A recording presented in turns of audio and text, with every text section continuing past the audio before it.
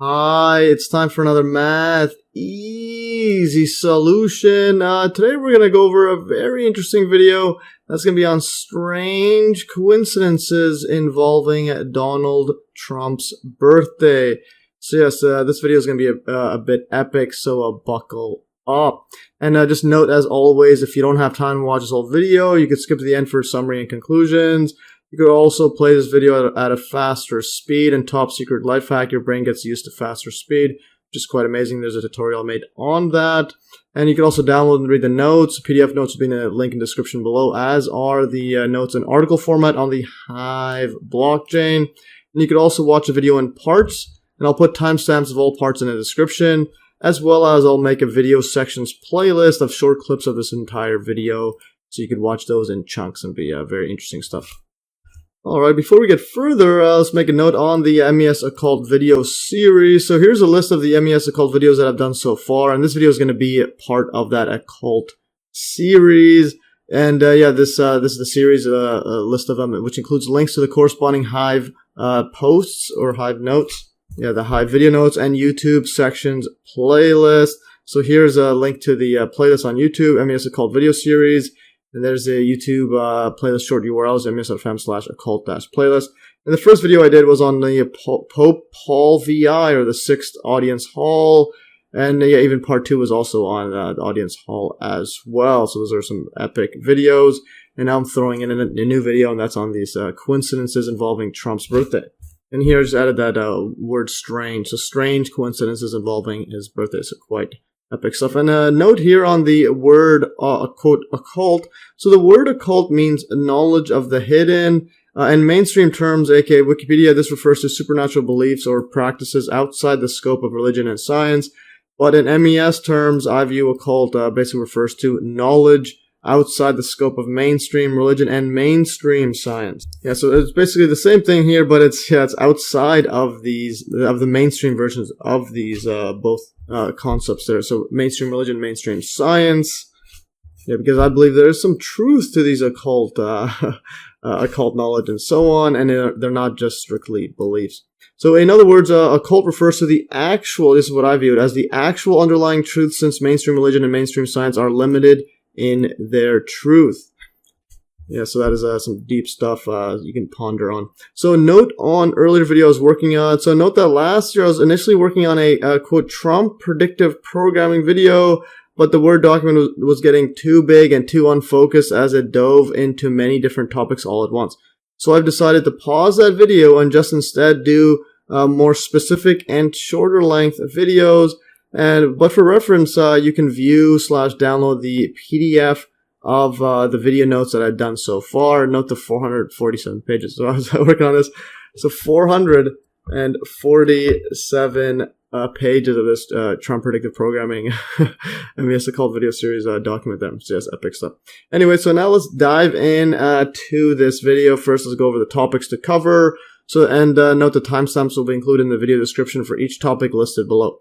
So number 1, Donald Trump was born during a blood moon. His birthday was June 14th, 1946, and this was a blood moon or total lunar eclipse. And then I also go over a lunar eclipses overview, so which is quite interesting. And then also, the coincidence number 2, I'll go over the 1980 horror movie Friday the 13th, and the serial killer Jason Voorhees. Yeah, Voorhees, or yeah, I think it's Voorhees. Yeah, he was born on June 14th, 1946, question mark. So this is an interesting part. So even though the movie's Friday the 13th, so Friday, June 13th, 1946, is that the serial killer's birthday? Or is it actually Friday, June 14th, 1946? And I'll get to that plot twist, which is quite amazing. I'll also go over the movie rundown, the full moon theme, and then also Jason and Trump take Manhattan. Then I'll go over Aleister Crowley's, the infamous occultist, so his June 14th, 1946 letter about the Moonchild. Again, that's Trump's birthday there. And we're going to go over a background on the Moonchild, then look at NASA pioneer Jack Parsons, and then there's the Scientology founder Ron Hubbard and the Babalon working rituals they're doing. And then look at the Strange Angel TV series released on June 14th, 2018. Again, June 14th, Trump's birthday. 2018 is when he was president. And so Jack Parsons' jet-propelled Antichrist documentary, go over that as well. Very interesting stuff. And also the United States Flag Day and U.S. Army birthday are on June 14th. All right. Getting a bit ridiculous here. And then go over this coincidence of the Baruch plan or the Baruch plan. Yeah, I think it's Baruch plan. So the Baruch plan, this was on June 14th, 1946 as well. And this is the American proposal for UN control of all the world's nuclear weapons. Then also go over the Trump World Tower and United Nations headquarters in Manhattan. All right, and then the next coincidence is going to be on the Roswell incident, or better yet, it should be called Corona incident. And this was on June 14th, the start of it, 1947, a year after Trump's birthday. And then the crash site opened in 2018, during Trump's presidency. So again, it was closed off the entire time for 71 years, then just opened up when Trump's president. Then you go look at the the U.S. Space Force created in 2019 during Trump's presidency.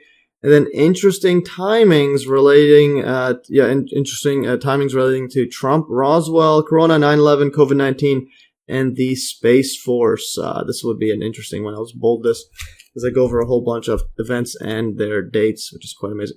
And then I go over further. So Republican Steve Scalise shot on June 14th, 2017. So first term of Trump's presidency, a Republican gets shot. It's very interesting. And then the Grenfell Tower building fire in London, England, also on June 14, 2017. And then Trump arraigned, or arrested, or had to go to a courthouse to officially hear some charges against him. So this was this year, June 13th, 2023, on the eve of his 77th birthday, which is the day after, so June 14th. And then on this next step, next section, I'll go with a summary of all these coincidences, a quick summary. Then I also go over some extra ones that aren't that much related to Trump, but just besides the birthday, which is quite interesting. So extra coincidence involving Trump's birthday. It's the most watched NBA game was on June 14th, 1998. And this was Michael Jordan's iconic Game 6 to win his 6th championship, which is quite amazing.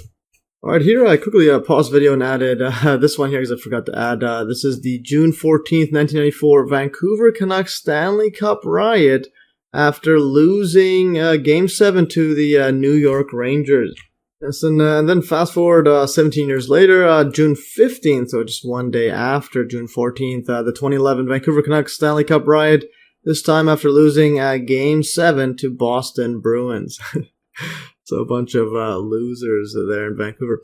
Anyways, going further, so first mass transport to Auschwitz concentration camp was on June 14th, 1940. It's pretty interesting.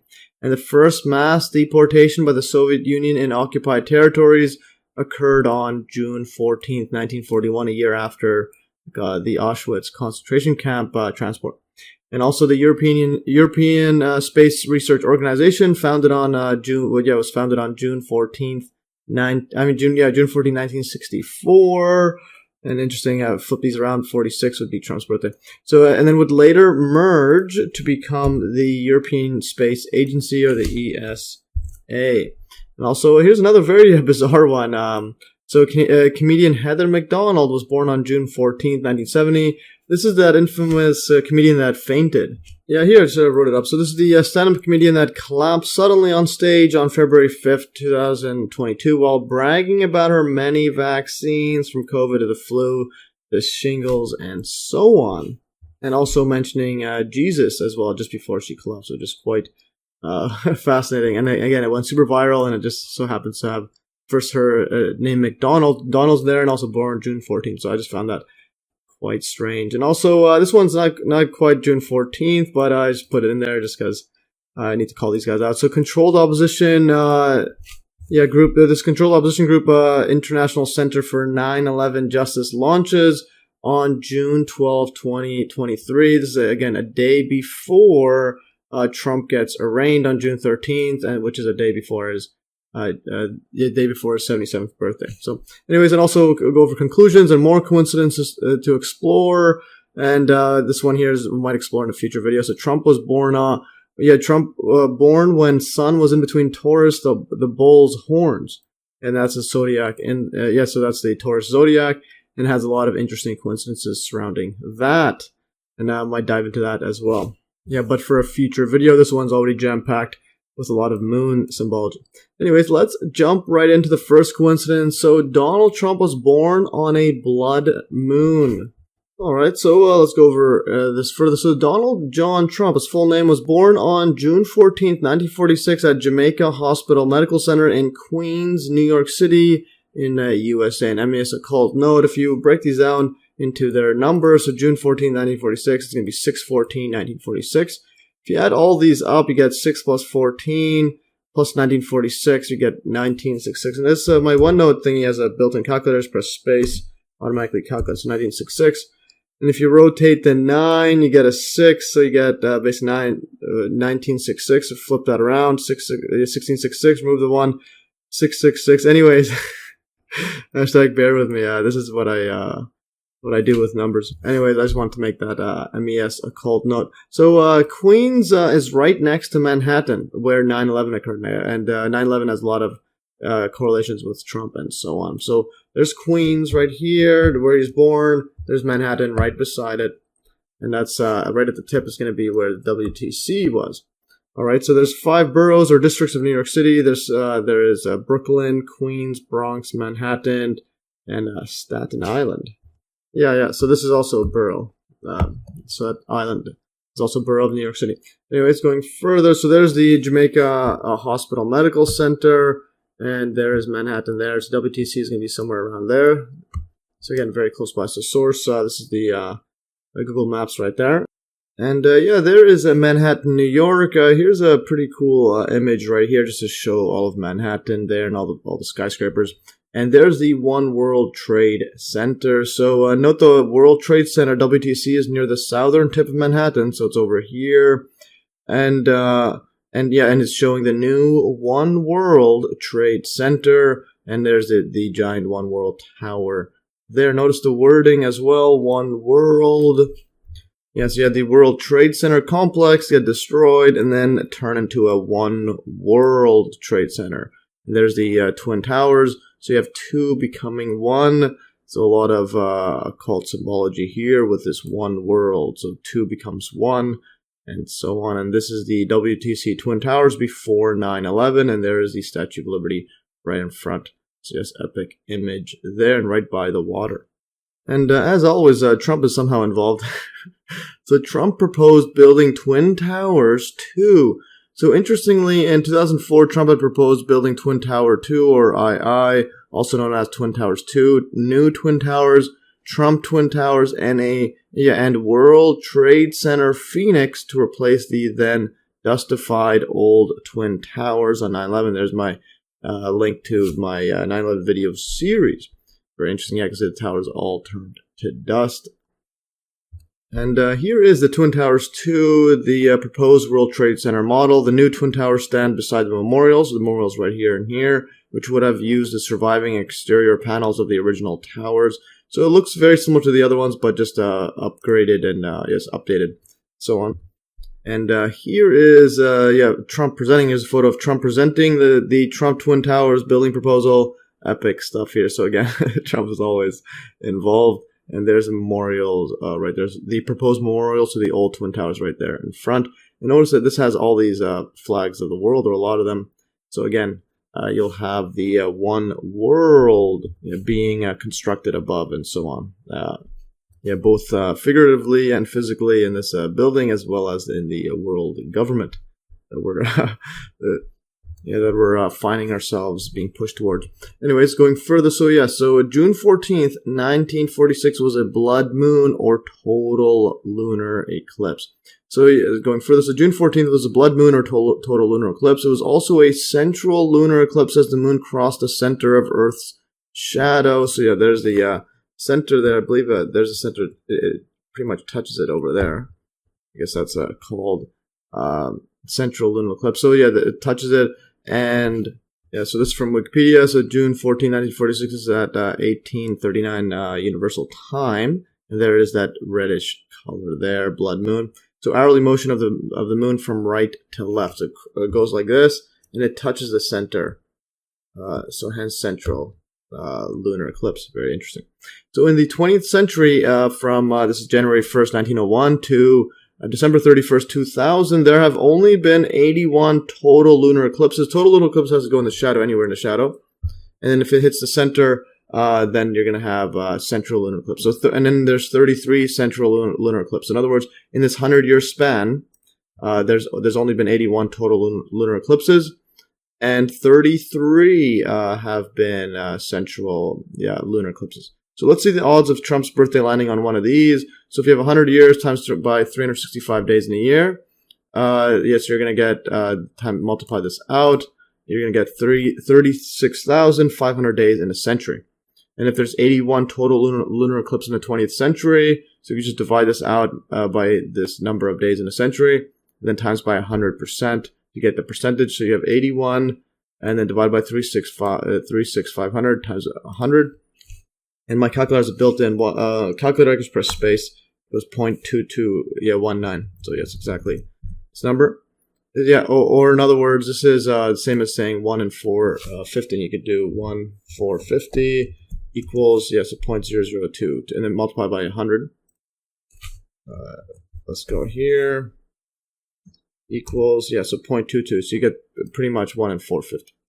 So 1 in 450 people, that's the chance of getting, being born on a total lunar eclipse in that century. And now if we take it further and look at, there's 33 central lunar eclipses, divided by 36,500 days. We're going to get this number here, 33 divided by 3650. We're going to get 0.09%. Go press space, double check. There it is. So yeah, my OneNote that I'm working on has a built-in calculator. So 0.0904%, or 1 in 1106, or 1 in 1,000, 1106. I'm going to double check here. Yeah, so you got 009. Move it up by 2 digits when you multiply by 100. Anyways, and also notice the 1109. So 06.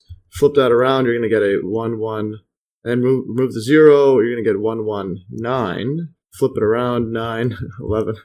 All right, interesting. Anyways, very, very interesting stuff. So basically, Trump had a 1 in 1100 chance of being born in the central lunar eclipse. All right, and note that this was from Wikipedia, but we could also see the full moon. So note that we could use the Stellarium web app to see the full moon on June 14th, 1946, and in New York. So you can go click this link right here, opens up this right here, and you can play around with it. And let's just go to June 4. Let's go. You can go all the way back to 1946. Okay, here's fast forward. And also, you can hold it as well. So, all right. So we have that, and this, and then this can go to June 14th. And this is you get this near Richmond, New York. So yeah, I'm in Canada. So you can click it here and use this location. And let's see where the full moon is. There's a full moon. So yeah, so you can click it and you can see that full moon. Absolutely amazing. And that's on June 14th, 1946. It's pretty epic web app, and yeah, you can see that. Anyways, you can play around with that. So there's the full moon there on June 14th, 1946. And you can play around with it, and you can see the moonlight as well. Okay, that's interesting. So see what that does. If I click here, oh, that changes the date. Okay. So, anyways, and it shows you which time of day it's dark and bright and so on. Anyways, and if you play around with it, and if you set the date a bit earlier in the day, we can see the blood moon color. Although this would be visible on the opposite side of New York on the Earth. So if you make it at 10:58 a.m., so it'd be sunny in New York, but then across the world it'd be dark, and you can see this blood moon there. And then you can see that as well. So here's the same image as above, but showing the landscape, which shows the moon is below and through the Earth, aka visible from the other side, and as this is again 10:58 a.m. in New York, or 10:58 or around that time in New York. So yes, there's the moon through the Earth. So you can see that web app is pretty amazing. You can see the atmosphere and the landscape as well. So you can see where objects are. So there's the moon through it. Anyways, let's continue further. And now let's go over a lunar eclipses overview, just a mainstream overview of it, just to catch up on some planetary science. All right, so a lunar eclipse occurs when the moon moves behind the Earth's shadow. And a solar eclipse is when the moon moves directly between the Earth and the sun, thus obscuring the sun from a particular spot on the Earth. And here's an image right here. So these are nodes. I'll explain that. So the lunar nodes are 2 points where the moon's orbit around the Earth. So this is the orbit. It goes like that around it. Meets Earth's orbit around the sun. So this is Earth's orbit. And there is the moon's orbit. And this Earth's orbit around the sun is called the ecliptic. And the moon's orbit is inclined at about 5% relative to the ecliptic. So this is, if this is around there, so it's inclined that this is 5% right there. With the 5% inclined. And again, the nodes are when they intersect. So when they intersect the ecliptic or the moon's orbit, so here in this case, the nodes would be lining up in front of the sun.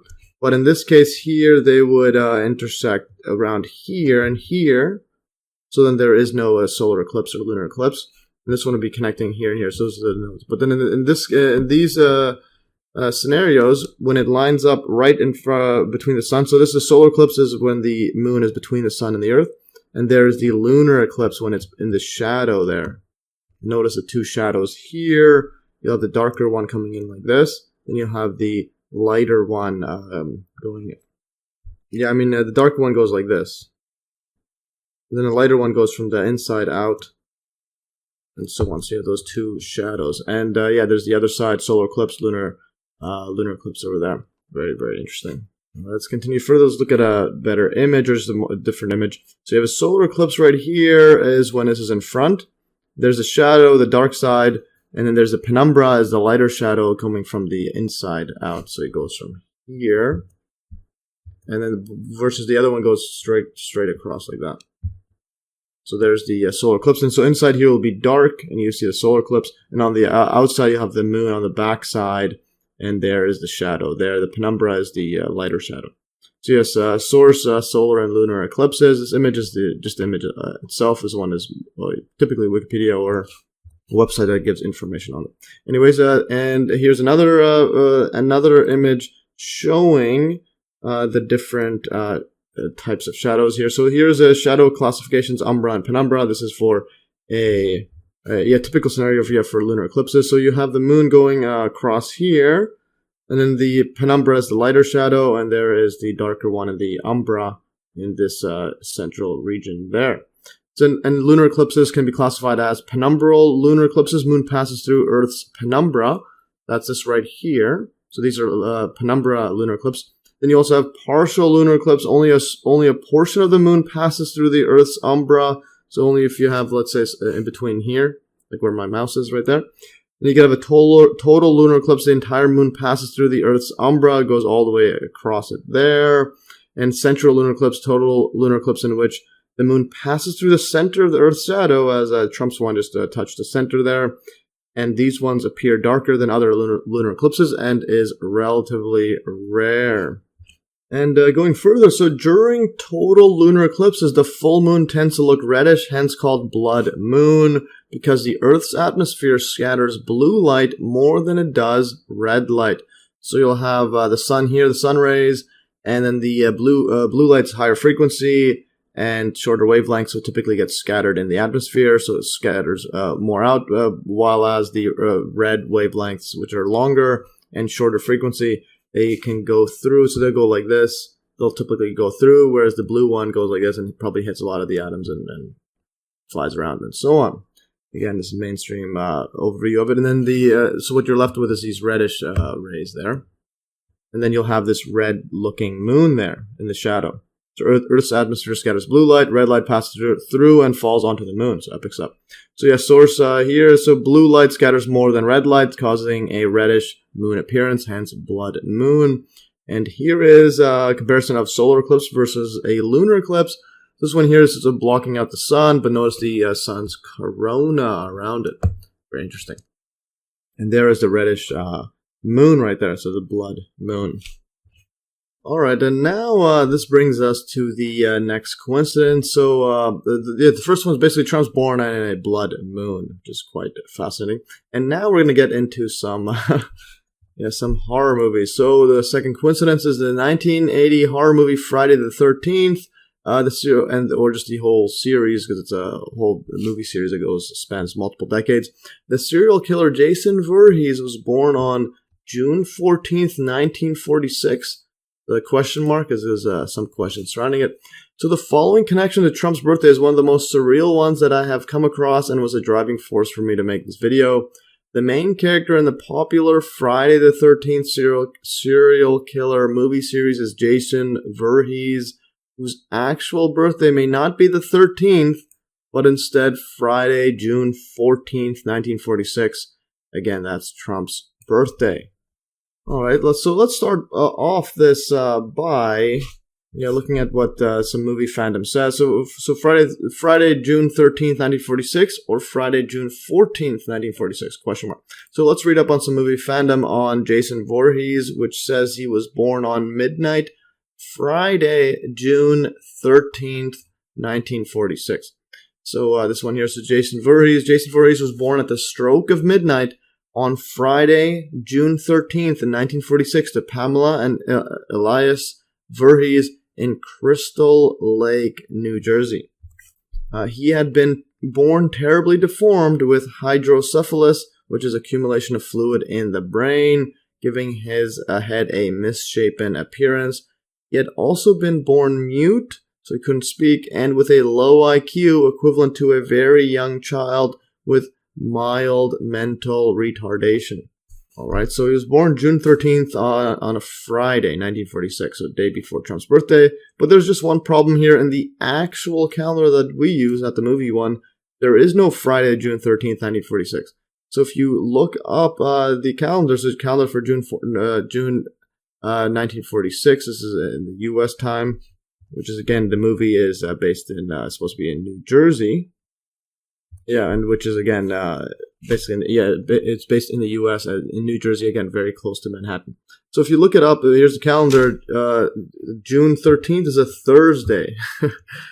June 14th is the Friday. So the question is, do they mean Friday the 14th or Thursday the 13th? So, and I'm guessing that Friday is the more important number there. But then again, 13 is 2, and so for the actual Fridays, though, is still, again, June 14th. And then if you look at the full moon, so there's the moon phases, full moon right here, 14th. So the Friday, the full moon is on the 14th, not the 13th. All right, so that's quite fascinating. So June 13th, 1946 is actually a Thursday. The actual Friday is June 14th, 1946, which is, of course, Trump's birthday. And note again that Friday the 14th is on a full moon, or more specifically, a blood moon. So again, the moon pretty much confirms that they actually mean Friday the 14th on a blood moon. And so movie rundown, just to illustrate, there's a full moon theme. So while the serial killer's birthday possibly being Trump's birthday, or possibly being on Trump's birthday is fascinating enough, another correlation is the theme of full moons, and this is evident in the movie poster for the first movie in the series, which shows a full moon and, interestingly, blood dripping from the knife of the, quote, killer background, and again, sounds like a blood moon to me. So if you look, this is the original movie poster, so you have a 24-hour nightmare of terror, Friday the 13th. They were warned they are doomed, and on Friday the 13th, nothing will save them. So there's the killer. And there's the blood dripping from the knife. Alright, so there's blood dripping from the knife. Right here. And the background is of the killer. And there's a full moon there. So you got blood, moon, killer. Blood, moon, blood, moon. So in other words, this is literally Trump. So a North American theoretical release poster. And going further, there's a whole bunch of moon symbology and so on. So here's a quick rundown of the movie. The movie was released on Friday, May 9th, 1980. And then an unknown person kills 2 campers at Camp Crystal Lake on Friday, June 13th, 1958. This starts at the beginning of the movie and occurs during a full moon. But note that the actual calendar has a full moon on June 1st, 1958. So the real calendar, not the movie one. And there's the opening scene of the movie at the 23-second mark. There's a full moon. At the 2:42, there's a full moon. And going further, so fast forward to the present time, Friday, June 13th, in the movie. And the killer kills another group of campers except one named Alice, which ends up cutting the killer's head off. And this also occurs on a full moon. So a lot of full moons. There's the 1:23:09 mark, and there's the 1:23:12 mark. There's a full moon basically shining there, and this is not shining. And there's the 1:28:39 mark, and there's full moons. All right, so before the killer dies, the killer reveals to Alice that she, Pamela Voorhees, is the mother of a handicapped boy, Jason Voorhees, that was bullied and drowned by kids while the camp counselors were distracted. So basically, the killer's mom was the one killing in the first movie. Then after that, Jason Voorhees is the main killer in the rest of the movie series, or at least most of them. So anyways, so it was bullied and drowned by kids while the camp counselors were distracted. She reveals that Jason drowned the year before the two campers were killed. So if it's a year before that, because it was June 13th, 1958. So then this makes Jason's drowning sometime in June 1957, or around that time. Note that in the actual calendar, Friday is on June 14th, 1957, and the full moon is on June 12th. So just a bit discrepancy with the moons. So here's calendar for June 1957. There is right there, Friday. There's the full moon is the 12th. This is the full moon there. But Friday is going to be June 14th, and possibly when Jason drowned. If you scroll back up here, so the movie, in this movie, it directly says that Friday, June 13th, 1958, that's when the unknown person kills two campers initially. All right, so very, very interesting there. But then the year before, when the drowning, possibly that could have been on Friday, June 14th. All right, so at the end of the movie, Alice gets attacked by Jason in the leg before she wakes up in the hospital. So there's Jason. All right, fascinating stuff. Yeah, so basically Jason lives on and stars in many more sequels as a serial killer. All right, so now that we got the rundown there, and another correlation is Jason and Trump both take Manhattan. All right, so so another correlation between the killer Jason Voorhees and Donald Trump is that the original movie is set very close to New York City. So casting for the movie was done in New York City in 1979, and filming took place in New Jersey. Then Ari Lehman, whom played the role of the first Jason, was also born in Brooklyn, New York, in New York City. So again, in one of the boroughs of New York. The movie takes place in Crystal Lake, New Jersey, which is a 1-hour drive from Jamaica Hospital Medical Center, where Trump was born. So again, it's all located close to Manhattan and Trump and so on. Yeah, so there is Crystal Lake right here and so on. Yeah, and here I just quickly updated the image just to include the full name there, Crystal Lake there. All right, fascinating stuff. So this is Google Maps directions from Crystal Lake to Queens. Queens right here in Jamaica Hospital where Trump was born. And going further, here's just some more info. So Ari Lehman as the first Jason, so he also tweets about being the first Jason. And there's him, and there's the hydrocephalus. I think the makeup they added there, so add the fluid in the brain and so on, in the head, just to or give the appearance as someone with hydrocephalus. So it's very, very fascinating. So interestingly, others have brought up this discrepancy between the calendars of the movie and real life. So this is from Quora. Someone is asking. So Jason Voorhees from Friday the 13th is argued as being born on Friday, June 13th, 1946. When in fact that was a Thursday. Why didn't the writers catch that error and correct it prior to the production of the movie series? Then Roland Testa replies, prior to production of the movie series, easy, they picked the date of June 13th, 1946 for the 8th movie. Yeah, so keep that in mind. So they didn't bother with any sort of cohesive storyline for a series of movies before the first one. So again, the person is just saying they weren't really paying attention. I'm pretty sure they still haven't done that. The actress who played his mother, the actual killer in the first movie, had constructed a backstory for her character, which puts Jason's birth in 1944. October 13th would have worked that year. All right. If they really wanted a Friday the 13th in June, they were off by 1 year. 1947 would have done it. Interesting.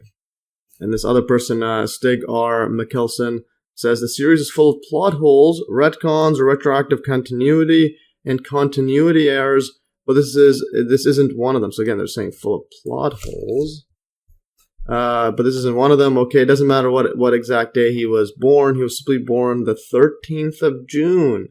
Mrs. Voorhees' murder spree in part 1 just so happened to take place on a Friday the 13th. Simple as that. There's also a full moon that night, something the sheriff tells us we have more trouble, homicides, rapes, whenever there's a full moon. Also, parts 2 to 4 takes place on a single weekend. Part 2, Friday the 13th. Part 3, Saturday the 14th. And then this is part 4, Sunday the 15th. Is that an quote error as well? Winky face. All right. All right. So it looks like the reason some people give is that the writers just didn't bother making a cohesive storyline. So I was saying that either they're lazy or that the date quote doesn't matter. All right. So note that the movie is literally about a specific day, Friday the 13th. So I doubt the writers would unintentionally use a wrong calendar for Jason Voorhees' birthday. Again, as a serial killer. And they could have picked any date. So interestingly, the 8th film, so they picked any date. Why are they using a fake calendar? So interestingly, the 8th film of the movie series is supposedly where the exact date, June 13th, 1946 was stated. And taking a look at the 8th film, that is only fitting it is based in Manhattan. This is New York City, or New York has a new problem, and there is Friday the 13th, Part 8, Jason Takes Manhattan.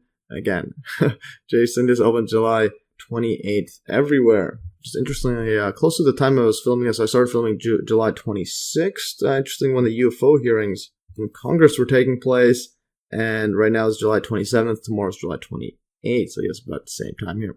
So source here, Friday the 13th, Part 8, Jason Takes Manhattan, released July 28, 1989. And here's some more images right here. So notice the 9/11 imagery, especially for other promotional images such as the one below. So original scores or the music from the motion pictures. Friday the 13th, this is part 7 is The New Blood. And then Part 8 is Jason Takes Manhattan. Again, interesting use of the word blood. There's a blood moon and so on. So music composed by Fred Mullen. So cover for Friday the 13th, Part 8, musical score or music that appears in the movie. And notice this person looks like kind of an alien here. So note the World Trade Center WTC Twin Towers on the right. So there's the Twin Towers right there. And interestingly, Jason's mask looks like an alien figure, and the holes on the mouth look like UFOs flying above Manhattan. So this, looks like one of those gray aliens. And this is the UFOs flying above Manhattan. That's what his mouth kind of looks like. And this is fascinating stuff.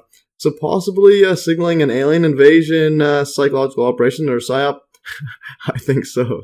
Especially with 9/11, that was some advanced tech being used there. So that was in some way an invasion, while the mainstream says we were invaded by illegal aliens. By illegal terrorists and so on. Anyways, illegal immigrants.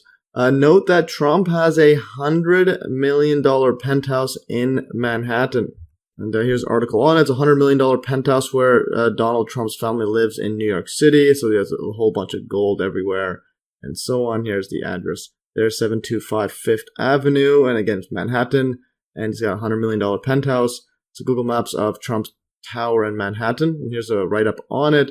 So Trump Tower is a 58 floor, 664 foot tall, or 202 meters. It makes a called note. The height is awfully close to 666 feet right there. Mixed-use skyscraper at 721-725 Fifth Avenue in the Midtown Manhattan neighborhood of New York City. Between East 56th and 57th Streets, it serves as the headquarters for the Trump Organization. Additionally, it houses the penthouse condominium residence of businessman, real estate developer, and former U.S. President Donald Trump, who developed the building and named it after himself. And several members of the Trump family also live or have resided in the building. Here's how it looks like. It's pretty interesting design. This is the view from Fifth Avenue. So yes, that's the headquarters of the Trump Organization. So thus it appears that both Donald Trump and Jason Voorhees have taken hold of Manhattan. So yes, it's a pretty epic coincidences over here. Alright, so now this brings us to the next set of coincidences, and this involves Aleister Crowley and the Moonchild. Alright, so number 3, Aleister Crowley's June 14th, 1946 letter about the Moonchild. Alright, so let's now take a look at a letter from the infamous occultist Aleister Crowley to his student Grady Lewis McMurtry, that just so happens to be dated June 14th, 1946, Trump's birthday, of course. So in the letter, he mentions that NASA pioneer Jack Parsons and Scientology founder Ron Hubbard again, taking ideas from Crowley himself, are attempting to produce a, quote, Moonchild, or Moonchild with a space there, depending how you want to spell it.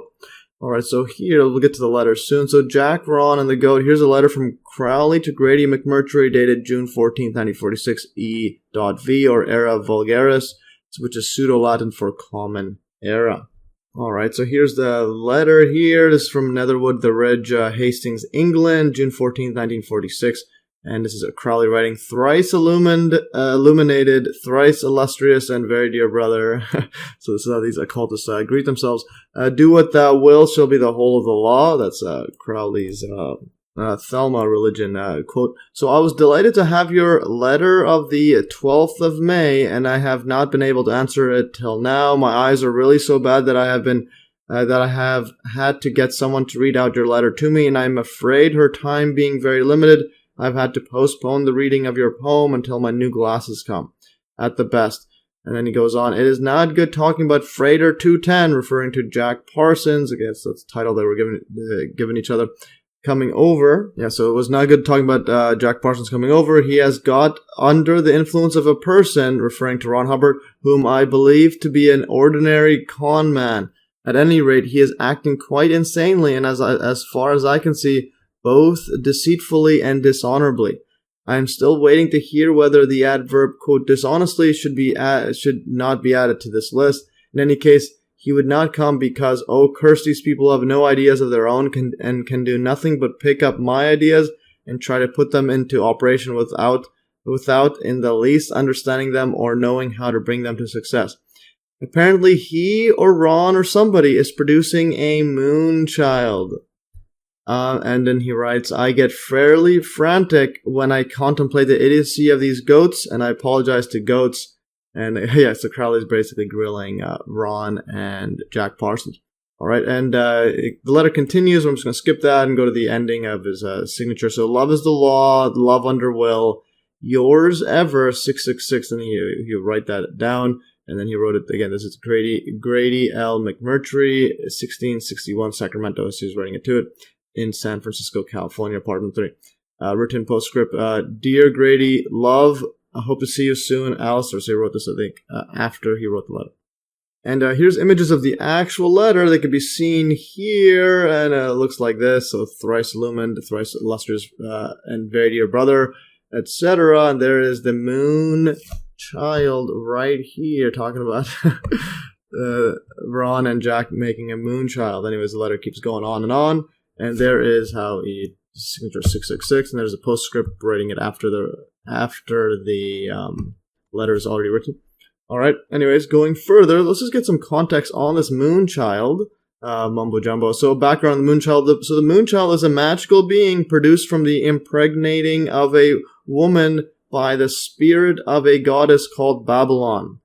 And this is according to Aleister Crowley's Thelma religion, thus producing a human reincarnation of Babylon to help or save humanity, and all this through the use of sex magic rituals. LOL. Alright, so Emmius, note and warning, do your own digging as to what this means and what types of, quote, rituals were performed, and I'll just leave it at that so you can dive into that if you are old enough and have the mental fortitude to look at what they're doing. Anyways, Aleister Crowley had written many works on the Moonchild, and one of which was the fictional 1917 novel titled, quote, Moonchild, which was first published in 1929. So here it is. It was the novel in 1917. He wrote the novel there, and then he published it as a book or something, 1929. Anyway, so here's the Moonchild going here. This is cover of the Weiser edition, published in 1970. There's the woman, there's the moon, there's the child. And here's another one, front and back covers, looks like this. And there's some Satan-looking figure there. Very interesting. And this is a Moonchild, Aleister Crowley. This is with a book edition with no image covers. And here's another one, the Dennis Wheatley Library of the Occult, Moonchild. And has an interesting write-up on the back. So there's a child holding a skull there. With some letters there, with the zodiac, I believe. Yeah, those are symbols of the zodiac. And here is written here, homunculus, and written over here. I'll read it across on here what it says. Yeah, so 1974 edition. Interesting description in the back cover. Homunculus. Yeah, actually, I think it's pronounced homunculus. Yeah, homunculus, conjured up by magic to possess the body of a human. And then Aleister Crowley, the great beast, that's what he calls himself, describes in one of his rare works of fiction the mystic practices passed down through the annals of the occult, the sensuous contrivances or clever schemes of a lunar spirit. And here's another cover, very interesting, a chilling novel of magical possession by the century's most notorious occultist. So this is a very interesting cover design of a blonde child, either girl or boy. But again, blonde child, you got Trump there, matching that as well. There's the Moonchild, epic stuff. So note that homunculus is the occult hypothetical concept of trying to produce a miniature artificial human, while Aleister Crowley's usage of homunculus may be symbolic and refer to one's true self. And in the novel, they're talking about producing a Moonchild and so on. So very, very fascinating stuff there. Alright, so now let's read some more info on this Babalon working on this Moonchild production setup and the people behind us, Jack Parsons and Ron Hubbard and the Babalon working. So from January to March 1946, again, this is the birth year of Donald Trump, NASA pioneer Jack Parsons and Scientology founder L. Ron Hubbard undertook the Babalon working, which was a series of magical rituals in Pasadena, California, to manifest the Moonchild, aka individual incarnation of the Babalon goddess, into the world as per Crowley's writings, of which a similar project was in his 1917 novel Moonchild. And now if we go to the Wikipedia page on this, in the references, it has some interesting quotes on it. So reference 16, so the aim of Parsons' Babalon working was to first identify a female partner who would serve as his partner in esoteric sexual rituals. The partner would then become the vessel for the magical, and notice the use of the K for this magic there, child or Moonchild, a supernatural offspring that would be the embodiment of ultimate power. According to Parsons' account of March 2 to 3 in 1946, Hubbard channeled the voice of Babalon, speaking as a beautiful but terrible lady. Alright, so Ron Hubbard channeled that voice, the Scientology founder. Interesting. So reference 17, the ultimate goal of these operations carried out during February or January, because it says earlier January, or initially it says January to March, but here it says February, but anyways, January or February and March 1946 was to give birth to the magical being or Moonchild described in Crowley's works using the powerful energy of IX degree or 9th degree sex magic. The rites were intended to open a doorway through which the goddess Babalon herself might appear in human form. Alright, so there's different degrees of this magic with a K there. Interesting. So fittingly, Jack Parsons has a moon crater named after him. Yeah, so even him is on the far side of the moon. So Parsons' moon crater named after Jack Parsons. Again, of course, because we're dealing with the moon, Moonchild, Trump, Blood Moon, and so on. And of course, the con artist Ron Hubbard both looks like Donald Trump and may have many of the exact same characteristics. And is even written in mainstream news as Trump got elected, or all about to get elected. And this is actually before, this was written before he got elected. It's 2016, April 3rd, 2016. So Donald Trump is the L. Ron Hubbard of politics, two of a kind. And he even looks just like him there. There's L. Ron Hubbard, there's Trump. Or the other one is, I'm not sure, because they look pretty identical. Anyway, so there's Trump, there's L. Ron Hubbard, they look very similar, both got this similar hair setups, and they're both white. And even more bizarrely, and a small precinct in LA or Los Angeles, California, whom almost always vote overwhelmingly for Democrats. So yeah, basically LA, California is pretty much all Democrats. Voted for Trump or Republican in 2016 for the first time since at least 2000, the year 2000, and half the voters, and half of the voters were Scientologists. In other words, L. Ron Hubbard, the religion L. Ron Hubbard started. So LA Times, so Trump won this little chunk of Los Angeles where half of the voters are linked to Scientology. So more than 250 voters listed addresses of L. Ron Hubbard Way. So the actual address is L. Ron Hubbard Way, named for the science fiction writer who founded the church in 1954. It's the Scientology Church, and so on. So from the article, it says, but while nearly all of the surrounding region voted for the Democratic former Secretary of State Hillary Clinton. One little chunk of Hollywood best known for the Church of Scientology's, quote, Big Blue complex went red, picking the Republican billionaire instead. And the precinct wedged between Hollywood Boulevard and Fountain Avenue tipped to Trump by just 3 votes, 347 to 344. It marked the first time since at least 2000 that the area went Republican. And in 2012, President Barack Obama defeated Governor Mitt Romney by 81 votes, 316 to 235. So pretty fascinating stuff. So you got the moon crater for Jack Parsons, Moonchild, Aleister Crowley, and then you got L. Ron Hubbard, who looks like Trump and might be Trump's clone. and Scientologists are voting for him, and the road that they're listed at is L. Ron Hubbard Way. So you can't make this stuff up. Alright, so now continuing further, and this is another set of coincidences, but this is still related to the Moonchild one. So this is a number 4 Strange Angel TV series released on June 14th, 2018. Again, this is during Trump's presidency. So this connection to June 14th, Trump's birth month and birthday, follows from the earlier section on the Moonchild. And let's first quickly recap. So January to March 1946, Jack Parsons and Ron Hubbard undergo sex magic rituals to produce a Moonchild. And then June 14th, 1946, again, these are all Trump's birth year. This is Trump's birthday. Aleister Crowley writes a letter discussing Jack and Ron's attempts at producing a Moonchild. And again, he has to write this letter on a blood moon. So now if we fast forward to 2016, Trump wins the U.S. election and is sworn in as president in 2017. A year later, in 2018, the large media company CBS launches a TV series about the controversial life of Jack Parsons and is called Strange Angel, the otherworldly life of rocket scientist John Whiteside Parsons. All right, so yeah, so they launched a TV series during Trump's presidency, and this is supposed to be Jack Parsons. He has that mustache like that, and this is Strange Angel, Paramount Plus original. And, yeah, I'm not sure who these are supposed to be. Yeah, this may be Ron Hubbard. This may be the Moonchild woman. But, that is for further viewing if I ever decide to watch this. Anyway, so Strange Angel cover. Jack Parsons is on the left. That's all I know for sure. Anyways, continuing further. So Strange Angel just so happens to have been released on Thursday, June 14th, aka Trump's birthday. #wow. Note that the TV series was canceled after just 2 seasons. And the second season premiered on Thursday, June 13th, 2019. So again, both of them were on Thursdays.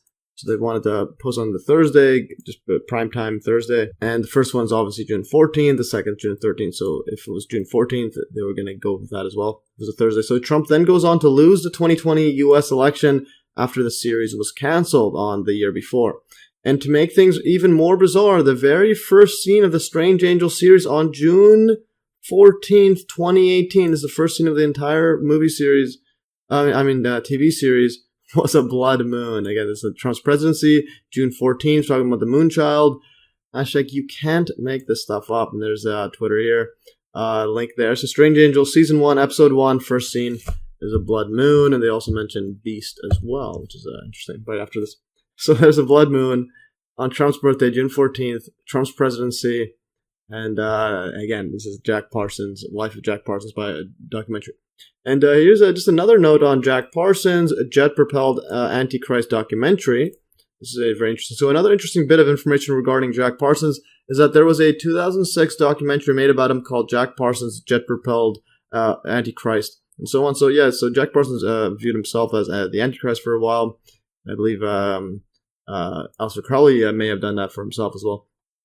So the documentary states that several years before his death in June 17th, 1952, from a supposed home laboratory explosion, he had written to Aleister Crowley saying he will be blown away when Babalon, whom is, quote, incarnate in the earth today, on the hour Babalon makes her, quote, proper manifestation. And I'll read that full quote soon from this documentary on Jack Parsons. Again, he writes a few years before his death to Aleister Crowley, and pretty much predicts his, or foreshadows his death. So Jack Parsons, Jet-Propelled Antichrist. It's a very interesting design here. Jack Parsons has that mustache there. And there is the Moonchild, or the production of the Moonchild. There's some demon. There's the woman he's doing the rituals with. And then there's the rocket that he was working on for jet propulsion laboratories before it merged with NASA, or before NASA was created, and helped pioneer NASA. So again, this is a movie cover from the IMDb page of that documentary. Now, if you go to the 46, YouTube link of it, the 46-minute, 18-second mark of the video, and this is quoted in the documentary. So that this is quoted as Jack Parsons writing to Aleister Crowley a few years before his own death. And it states, "Babylon is incarnate on the earth today, awaiting the proper hour of her manifestation, and in that day my work will be accomplished, and I'll be blown away upon the breath of the fire." Absolutely amazing. All right, so pretty fascinating and bizarre stuff indeed. All right, now that we've covered some of the Moonchild, the Friday the 13th, and so on, and the Blood Moon, now we're going to get in some more very interesting coincidences. And this is United States Flag Day and U.S. Army birthday are both on June 14th. So what are the odds of that? The United States celebrates both its Flag Day and Army Day on June 14th, aka Trump's birthday. So Trump's birthday, and they're celebrating the flag and the army, okay, which is pretty much Trump's main rhetoric he uses in his campaigns, talking about patriotism and so on, and he just happens to be born on Flag Day. So in the United States, Flag Day is celebrated on June 14th. It commemorates the adoption of the flag of the United States on June 14th, 1777. Again, this year was Trump's 77th birthday, by resolution of the Second Continental Congress. And the flag resolution passed on June 14th, 1777 stated, resolved that the flag of the 13 United States can be 13 stripes, alternate red and white, that the Union be 13 stars, white in a blue field, representing a new constellation or group of stars. Very interesting wording there. All right, and the United States Army also celebrates the U.S. Army birthday on this date. In this date, Congress adopted the, quote, American Continental Army after reaching a consensus position in the Committee of the Whole on June 14th, 1775. So again. All right, and here's a poster here. This is the 140th Flag Day, 1777 to 1917. The birthday of the Stars and Stripes, June 14th, and this is 1917. 'Tis the Star-Spangled Banner, oh, long may it wave over the land of the free and the home of the brave. Very interesting poster commemorating the 140th Flag Day on June 14th, 1917. All right, and also during the Flag Day in 1954, President Dwight D. Eisenhower signs a bill into law that places the words, quote, under God into the United States Pledge of Allegiance. All right, so here's from Wikipedia. This is the 1924 to 1954 Pledge of Allegiance before the final version that's currently being used. This one stated, I pledge allegiance to the flag of the United States. Again, Flag Day, it's Trump's birthday, of America, and to the republic for which it stands, one nation, indivisible, with liberty and justice for all. And so of America was updated from the prior 1924 version.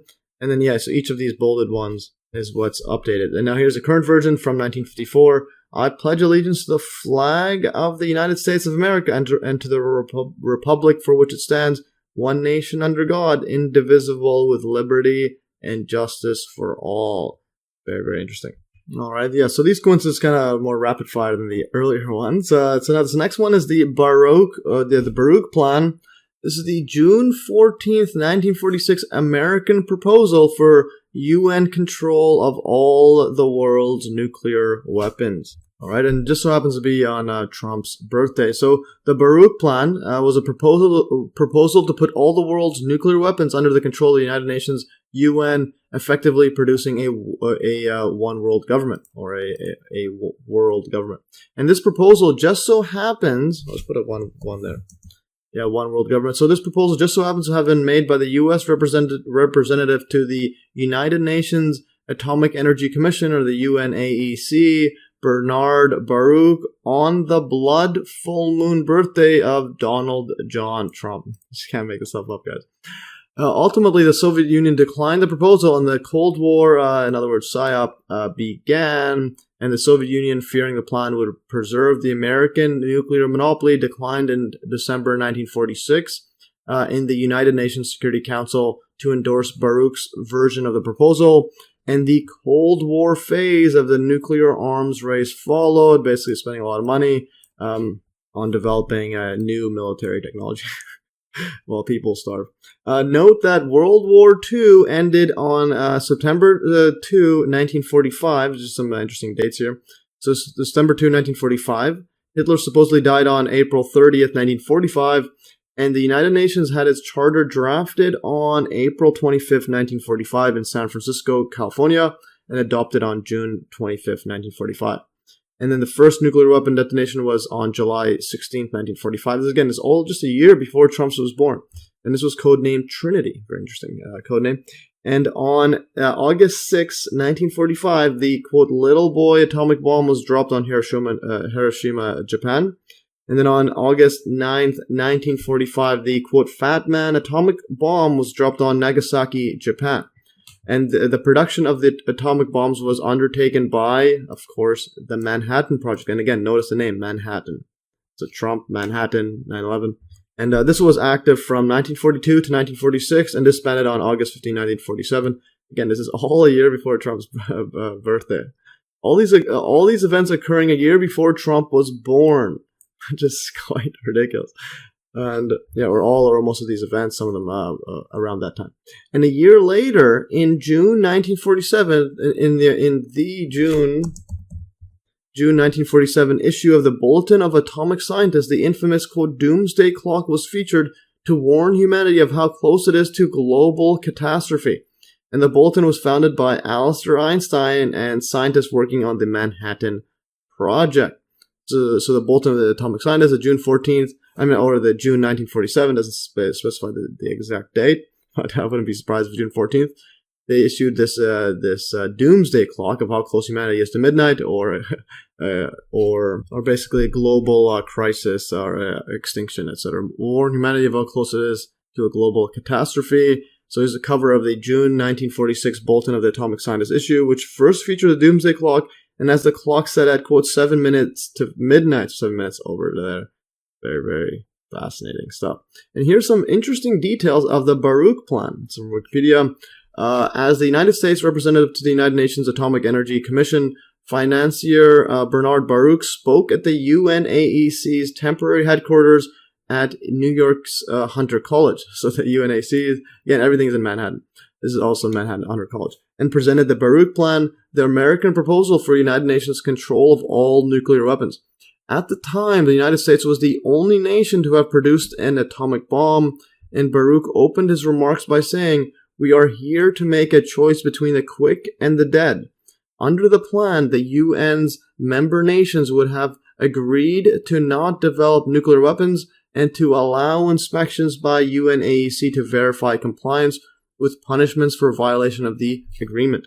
And no member of the UN Security Council would have been able to veto a resolution for enforcement. In return, the UNAEC would have assisted member nations in developing nuclear energy for peaceful uses. And a week later, the Soviet Union made a counter-proposal that would have delayed discussion of the enforcement procedures until after weapons were destroyed. Yeah, so very interesting stuff here. So no agreement was ever reached, and the world's nations developed their own nuclear arsenals.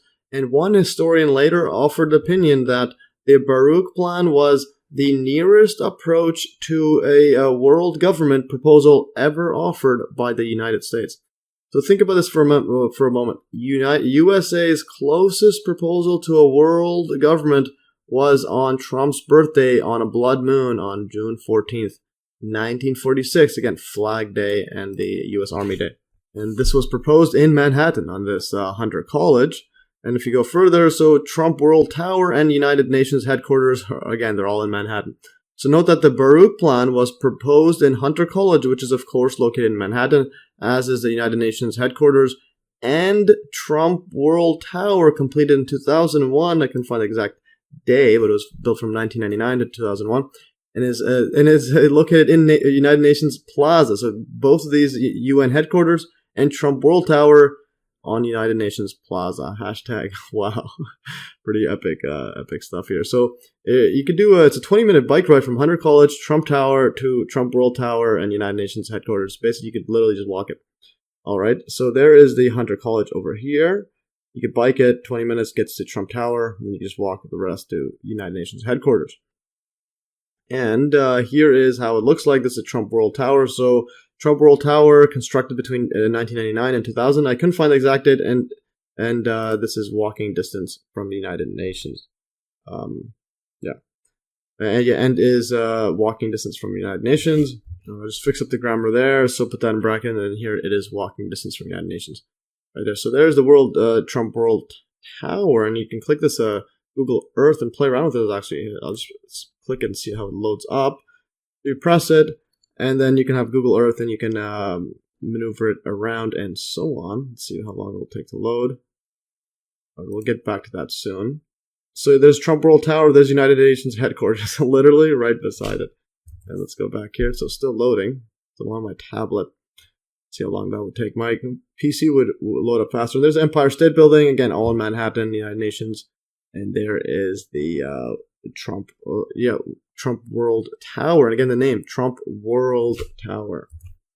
All right, yeah, there it is. It finally loads up, and it's loading. This Trump World Tower.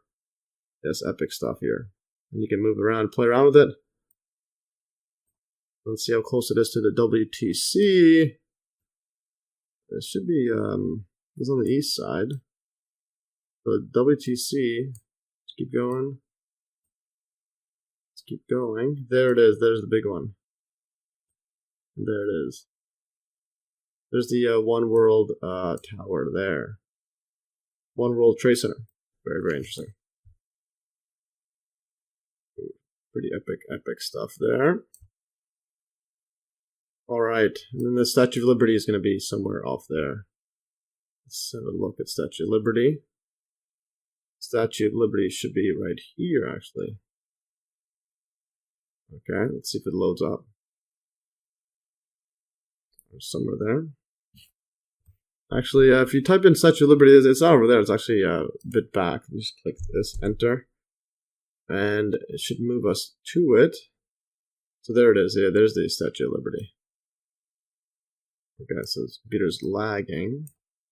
And let's just turn this. And yeah, there it is. Press the exit. And there's the World Trade Center. There's the Statue of Liberty.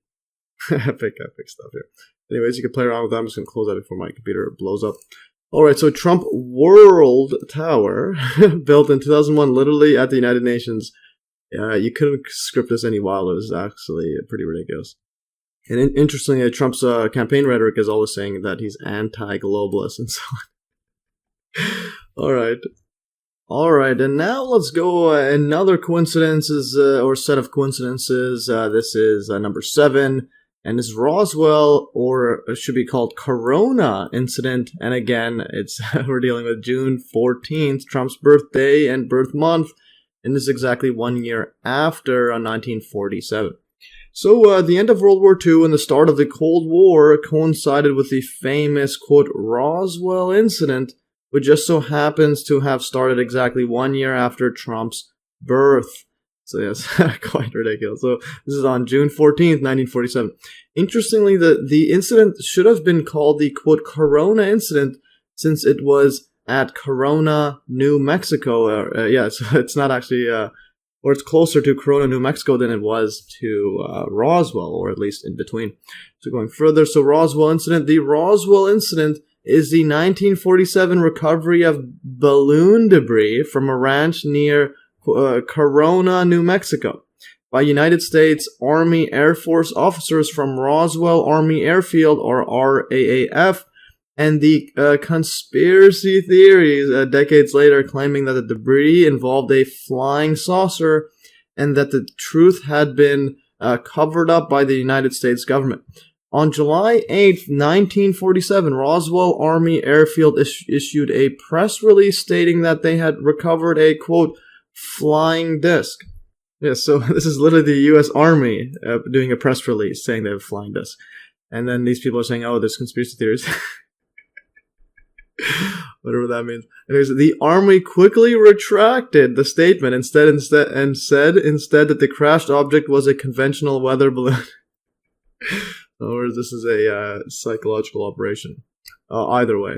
So anyways, going on, Roswell Daily Record. Here's the headline was RAAF captures flying saucer on ranch in Roswell region. And says no details of flying discs are revealed and so on. So very interesting stuff there. So anyways, July 8th, 1947 issue of the Roswell Daily Record announcing the, quote, capture of a, quote, flying saucer. And if you click the coordinates, if you put this in Google Maps, the coordinates, and then what you're going to end up getting is this Corona Municipal Schools link, actually. Yeah, so let's just test that out right now. So I copied and pasted this, and let's just go here and paste as plain text in Google Maps. And where does this take us? So this takes us all the way there. Let's see, it should be loading up soon. Yeah, it goes right here. So the Corona Municipal Schools, and show this like that. Yeah, so it goes right there. Scroll back up. Let's see what other locations there are. And there's Roswell is over here. So this is actually in Corona or Corona Municipal Schools, and should be there's Corona there, and Roswell's there. So those dots. So it's closer to Corona than it is to Roswell. Anyway, so if we throw in the above coordinates into Google Maps, it shows as Corona Municipal Schools, New Mexico. That's what it shows as. So, and if you put in Google Maps, it's basically a 2-hour drive. You drive from Roswell. You drive from here, Roswell, all the way to Corona, Municipal Schools, and then over to Corona. So it's over to here, roughly. All right, very interesting. So Corona, New Mexico is 131 miles away from Roswell, according to Google Maps. Yeah, it's 131 miles. I believe this is actually a bit more than 131. I mean, a bit less. Yeah, so if you go back here, and let's just cancel this middle ground there. And then let's see the drive. So 105 miles. I'll just put 105. Alright, so 105 miles away from Roswell, according to Google Maps. And very interesting stuff here. So anyway, so here's a rundown of the mainstream narrative regarding the Roswell event. And of course, starting exactly 1 year to the day of Trump's birthday. So June 14th, 1947, farmer Mac Brazel notices a strange wreckage in one of his fields, 30 miles north or 75 miles or 80 miles northwest of Roswell. So this is northwest, somewhere around here, about 80 miles. But then if you go 30 miles above, so somewhere around there. Anyways, of Roswell. So this is June 14, 1947. And July 4th, 1947, Mac Brazel returns to the wreckage with his family to look at the wreckage.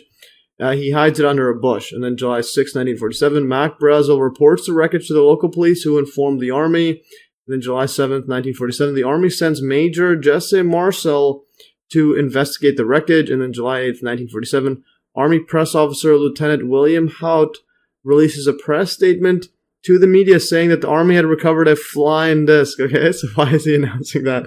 It's a weather balloon. So yes, fascinating stuff. Then July 8th, 1947, an Army press conference is held. The Army changes its story and says that it was a weather balloon that had crashed. In 1980, a book about the event called The Roswell Incident is published, containing interviews with 90 witnesses who claim it was an alien UFO. And interestingly, when I started filming this video, actually, yesterday, July 26th, when the Congress had witnesses saying that they actually recovered alien bodies.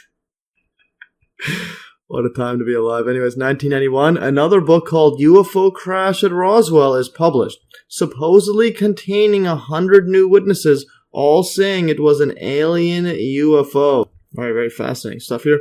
In 1994, following the end of the Cold War, U.S. military records are declassified, and the crash is identified as part of Project Mogul, and the Army announces it was a military spy balloon.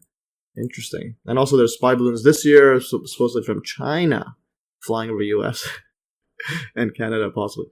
Anyways, the Roswell incident was among the most famous UFO sightings promoted by the mainstream media in what is termed the, quote, 1947 flying disc craze. And again, a year after Trump's birthday, on Trump's birthday and month. Very interesting. And then it gets very interesting because it's not just pure coincidence, because it's seeming like there's a plan to this madness. So the crash site, the Roswell crash site, opened during Trump's presidency. So you can't make this stuff up. So furthermore, the Roswell or Corona crash site had been closed off to the public since 1947 until it was first reopened in 2018 when Trump was president. Mind blown. Yeah, so here's an article. Here's updated July 5th, but I'm just going to assume it was around July 5th that it was opened, the crash site. So UFO crash site opens to the public for first time in 71 years. And the crash site, which is about 75 miles away from Roswell, is one of the most sought-after locations in New Mexico. And again, this is July 5th, 2018. And this is, Roswell crash site opened to the public for the first time. Again, this is when Trump's president. And when the events first started, when was Trump's birthday, a year after he was born. Right, going further, so U.S. Space Force created in 2019 during Trump's presidency. So not only Roswell was opened, now just before the Roswell Corona crash site was open to the public, on June 18th, 2018, Trump directed the Department of Defense to create the Space Force. So this was before Roswell's opened, pretty much a few weeks before, which was then created a year later on December 20th, 2019, literally as the COVID-19 psychological operation was getting started. And I put a link to my latest video on COVID there, on COVID virus isolation. It was getting started in Wuhan, China, so you can't make this stuff up, guys. So the Space Force is supposedly the world's only current independent space force, or the U.S. Space Force. The U.S. Space Force. Interesting stuff. Make this a bit smaller. And there's the logo, United States Space Force, Department of the Air Force, MMXIX. There's a bunch of stuff going on here. This is the typical logo of that snake eating its tail, the cult symbol. And it was sealed the United States Space Force, Roman numerals, MMXIX, 1000 plus 1000. So the 1000 plus 1000 plus X is 10. Then IX is 9. So you have 1000, 1000, IX 9 is 2019. Yeah, so XIX is 19, MM is 2000. All right, and here I quickly added an image of what I was talking about here. So this is that snake eating itself, and this is the source here from Wikipedia. This is the 1478 drawing of an Ouroboros, is what it's called. And apparently some snakes actually do eat themselves, which has a similar depiction in the above Space Force seal. So there it is there, and it's used in a lot of occult magic rituals and symbology and so on. So it's only fitting it's there. So, and now we're going to get some interesting timings relating to Trump, Roswell, Corona, Roswell, Corona, 9/11, COVID-19, and the Space Force. All right, so let's jump right into this table. So here are a set of very interesting coincidences relating to Trump, Roswell, or Corona, 9/11, COVID-19, and the weaponization of space, or the Space Force, and so on. And also, you can see my Twitter thread. Well, now it's going to be called the X.com thread because Elon Musk just changed it to changed Twitter to X a few days ago. Quite fascinating stuff is going on. Anyway, so here's the date. I made a giant table, and there's a short date, and I have the long date in this format just so I don't need to put a extra comma every single time. So 11 September, so the day, month, and then year. And then the short date, I have it reversed, so month, day, year. And then there's the event description. So date September 11th, 1941, or 9/11, 1941, construction of the Pentagon began. Again, remember, the Pentagon was attacked in 9/11. Yeah, so construction began on 9/11, and then it was attacked on 9/11. Absolutely fascinating stuff. And now you have June 14th, 1946, or 6/14, 1946, Trump born on a blood moon. And then you have June 14th, 1947, Roswell Corona UFO incident starts. Then you have September 18th, 1947, U.S. Air Force is created. And what I'm going to do here is I'm going to bold this part right here because it's pretty interesting. So basically September 18th, 1947, a year after Trump's birthday. Trump's born. You have U.S. Air Force is created. All right. So then I'll bold all the space stuff because I think space is going to be pretty big, especially in PsyOp terms. Anyway, so the next setup here is February 16th, or 2/16, 1968. So 1968 is a big year as well. First 911 emergency call made by Alabama Telephone Company.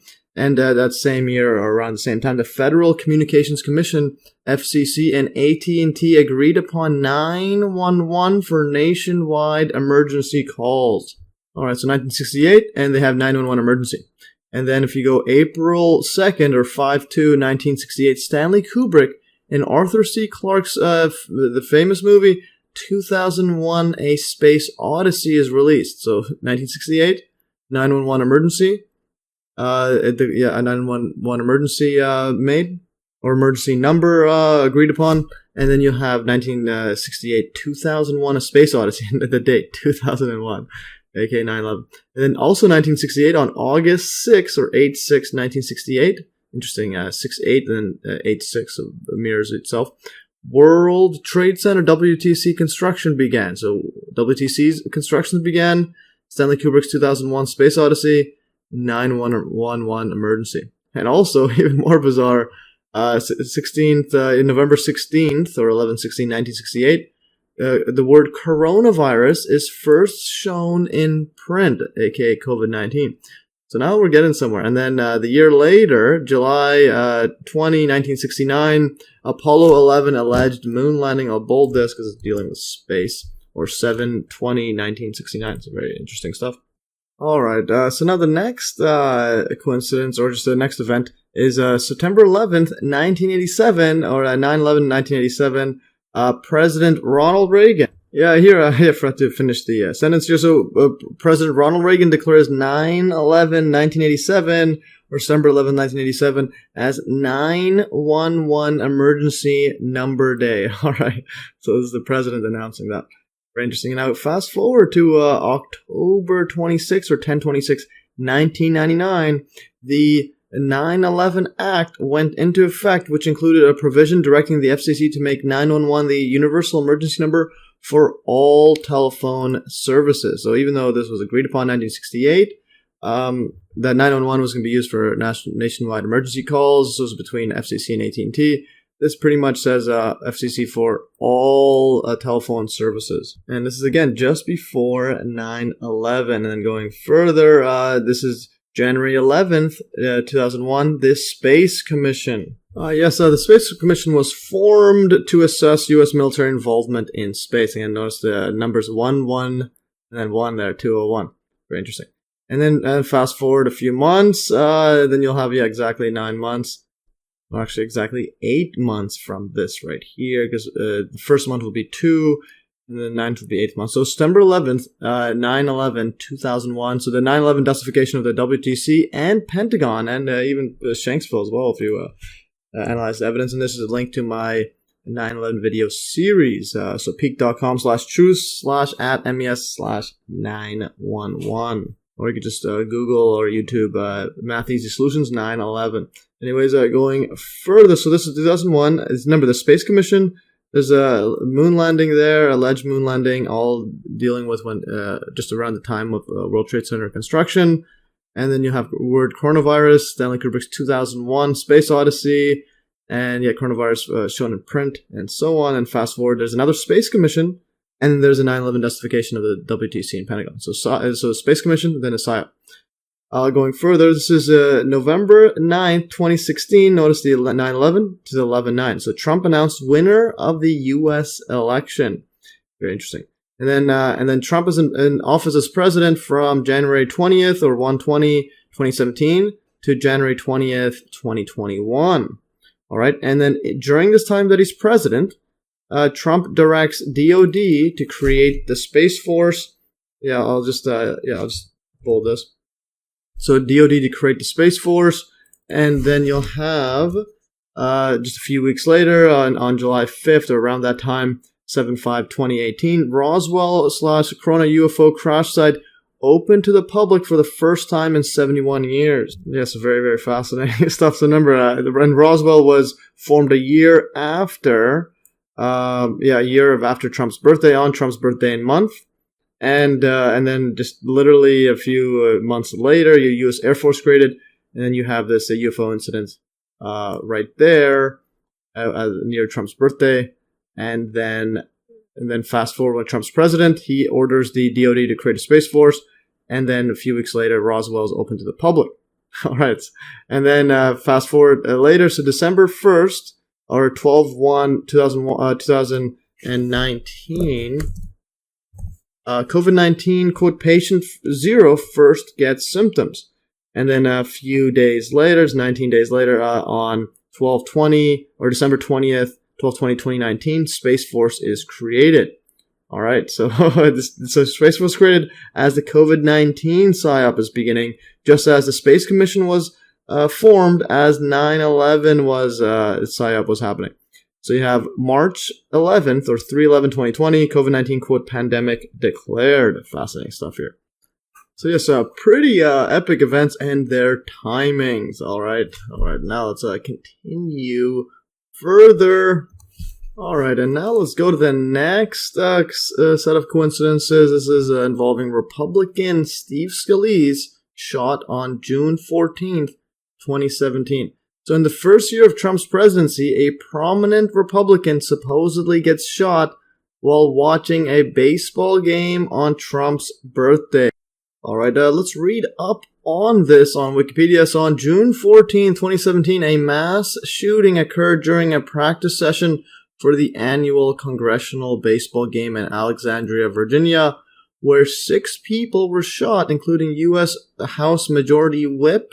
Yeah, that's an interesting title. Now U.S. House Majority Leader Steve Scalise, and then U.S. Capitol Police Officer Crystal Griner, Congressional aide Zach Barth, and lobbyist Matt Mika by 66-year-old James Hodgkinson. A 10-minute shootout took place between Hodgkinson and officers from the Capitol and Alexandria Police before officers shot Hodgkinson, who died from his wounds later that day at George Washington University Hospital. And Scalise and Mika were taken to nearby hospitals where they underwent surgery. All right, so let's see the mainstream narrative of this quote shooting. So Hodgkinson was a left-wing activist with a record of domestic violence from Belleville, Illinois, while Scalise was a Republican Party member of Congress, and the Virginia Attorney General concluded Hodgkinson's attack was a quote act of terrorism fueled by rage against Republican legislators.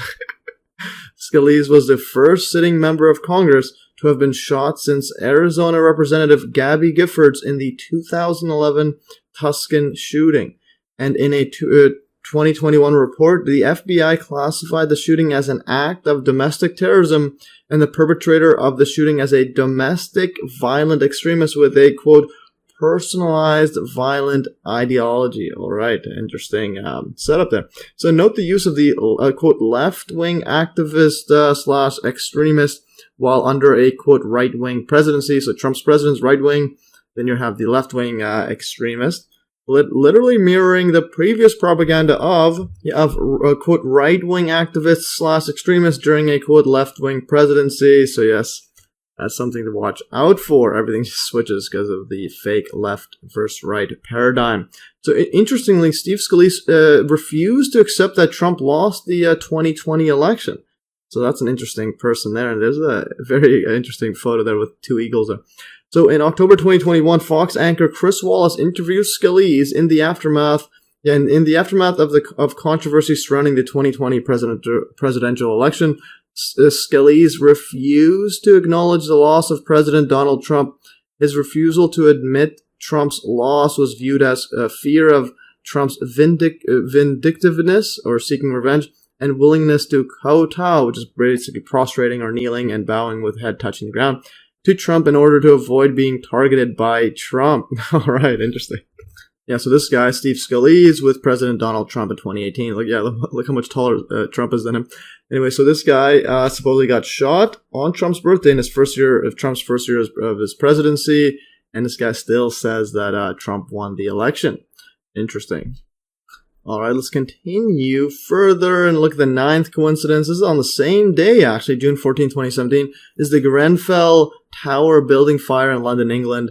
again on June 14, 2017. So also in the first year of Trump's presidency and on the same day the Republican Steve Scalise was shot, there was a high-rise fire in the Grenfell Tower in London, England on June 14, 2017 that burned for 60 hours and killed 72 people. So this was supposedly the deadliest structural fire in the UK since 1988 and the worst UK residential fire since World War II. So there it is right there, Grenfell Tower, 24-story residential tower. And it's about 67.3 meters or 220 feet, 10 inches. Yes, very interesting.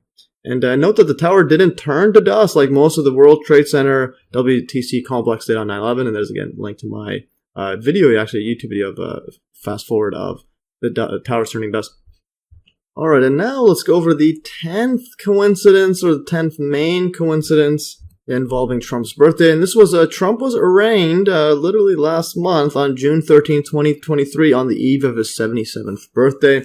So now fast forward 2023, as Trump is running for the 2024 U.S. election, and on the eve of his 77th birthday, he gets arraigned or formally charged on Tuesday, June 13, 2023 in Miami, Florida. So there's the Wikipedia article, federal prosecution of Donald Trump. So United States versus Donald Trump and Walty Nauta. Nauta is a pending federal case against Donald Trump, the 45th president of the United States, and his personal aide and valet driver, Walt Nauta. The grand jury indictment, or formal accusation of a crime, with 37 felony, and these felony is a crime of high seriousness versus misdemeanor is less serious, counts against Trump related to his alleged mishandling of classified documents after his presidency, was filed on June 8th, 2023 in the Federal District Court in Miami by the Office of the Smith Special Counsel Investigation, and 31 of the counts fall under the Espionage Act, and other charges include making false statements and engaging in a conspiracy to obstruct justice. So in other words, the people accusing this, these are conspiracy theorists. Because I thought the word conspiracy was a theory. Anyways, the case marks the first federal indictment of a former U.S. president. So now that is some interesting stuff here. First federal indictment. During his arraignment on June 13th, Trump pleaded not guilty to all charges, and trial was set for August 14th. So the arraignment is when he goes there, and then they in the courthouse, and then they formally accuse him of all these crimes, etc. So, and then the trial set for August 14th, so that's going to be in a few weeks. Very interesting stuff. All right, yeah. So expect some fireworks to happen. This whole Trump court case, etc. And the election cycle is coming next year. And you got Twitter changing to X.com, so Trump may get back to X.com because he said he won't come back to Twitter, but now it's X.com. And also you got the Space Force, and you got the aliens. And the UFO hearing was yesterday, so yes, epic stuff. So this is some interesting timing, and will surely serve to drive the ratings in the 2024 circus, quote, election cycle. Will Trump campaign via prison? Will Hillary Clinton run again? Now that's a good question, because I think maybe. So here's an article from January 12, 2022, from the New York Post. Hillary Clinton versus Donald Trump, 2024. Yup, life has become a horror movie. And yes, this is very, very fascinating stuff here. Interesting video that was in that article. NPR finally gets Trump interview. Former president abruptly cuts it short. And this is the image that the article includes. You have Trump, and there's the full moon. Okay, whoops. Let me draw that again. So there's the full moon right there. So you got the full moon. You got bats. You got Batman. You got the Jason Voorhees. You literally have Trump 2024 coming from the dead. It's going to be Trump versus Hillary, both of them coming back for a run at the presidency, and both have lost before. So yes, this is some absolutely magical timing. So very interesting full moon imagery overhead Trump, and with that, we have come full circle in this video, so it ends with a full moon. So yeah, so now there's a summary of coincidences involving Trump's birthday. Yeah, alright, so let's now summarize the key aspects of the coincidences involving Donald Trump's birthday. So the first one, Donald John Trump was born during a blood moon on June 14th, 1946 at Jamaica Hospital Medical Center in Queens, New York City, USA. And June 14-1946, you can rearrange this to 614-1946. And you can add these up, 6 plus 14 plus 1946 to 1966. And rotate the 6, remove the 1, you get a 6, 6. 6, alright. That's interesting. Anyway, so Queens is right next to Manhattan, where the World Trade Center is located. And in 2004, Trump proposed building Twin Towers 2 to replace the old dustified Twin Towers. And the blood moon or total lunar eclipse occurs when the moon is in the Earth's umbra or darker region. Shadow there, the darker shadow, and gives a reddish appearance as Earth's atmosphere scatters blue light. Alright, and here's a image of the full moon on Trump's birthday. Is the blood moon there, and it hits the center there, so it's a central lunar eclipse. It just nicks the center right there. That's very interesting stuff. That's the umbra. And going further, so this is just how blood moons appear red. So as the bluish high frequency light gets scattered by the atmosphere, and then you'll have the lower frequency red light, more of it goes through, so you'll have this reddish appearance in the shadow there. And also here's Trump proposing the building the Twin Towers 2. Yes, which is quite fascinating to think about. So he's always involved in 9/11, Manhattan, World Trade Center, and full moons. Anyways, going further, the next coincidence was on the serial killer from Friday the 13th movie series, was born on June 14th, 1946, So the famous serial killer from the Friday the 13th movie series, Jason Voorhees, is supposedly born on Friday, June 13th, 1946. The actual calendar has Friday as June 14th, 1946, which is Trump's birthday, and the original 1980 movie has lots of full moon imagery, so yes, and this was the full moon right there. So possibly they were alluding to that. And the casting and filming of the movie was either done in New York City or very nearby in New Jersey. And the birthday, and also the movie set was in New Jersey as well. And the birthday, June 13th, 1946, was supposedly picked in the 8th movie in the series, and the 8th movie being Jason, quote, Jason Takes Manhattan in 1989. And here I just added a note right here, and the casting was also very nearby in New Jersey, as is the setting of the movie in Crystal Lake, New Jersey. All right, going further, so note that Trump has a Trump has a $100 million+ penthouse in his Trump Tower in Manhattan. So it's safe to say both Trump and Jason took Manhattan. So here is the movie scene. The movie poster of the original, it's Friday the 13th, and you literally have a killer right here with a moon, like moon in the person, and there's blood dripping from this knife. So in other words, you got a blood moon killer, June 13th, when it's supposed to be June 14th, 1946. So in other words, Trump's birthday. And then you'll have Friday the 13th, where it was stated it was June 13th, 1946, and this is Jason Takes Manhattan, Friday the 13th. There's the World Trade Center Twin Towers, and there's a alien-looking figure with some UFOs on top. So yes, very foreshadowing, in my opinion. Very interesting. Now, the next one was, we went over Aleister Crowley. He writes a letter about the Moonchild on June 14th, 1946. So Crowley, whom was an infamous occultist, wrote the letter to his student Grady Lewis McMurtry and included criticism of NASA pioneer Jack Parsons and Scientology founder L. Ron Hubbard's undertaking of producing a, quote, Moonchild, or Moonchild with a space.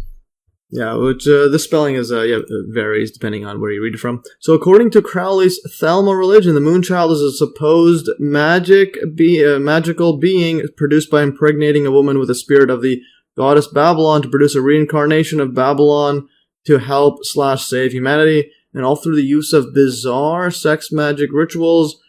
LOL, so yes, it's pretty ridiculous.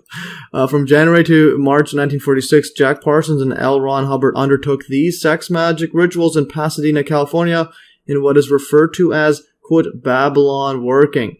Furthering the moon theme, Jack Parsons has a crater named after him on the moon.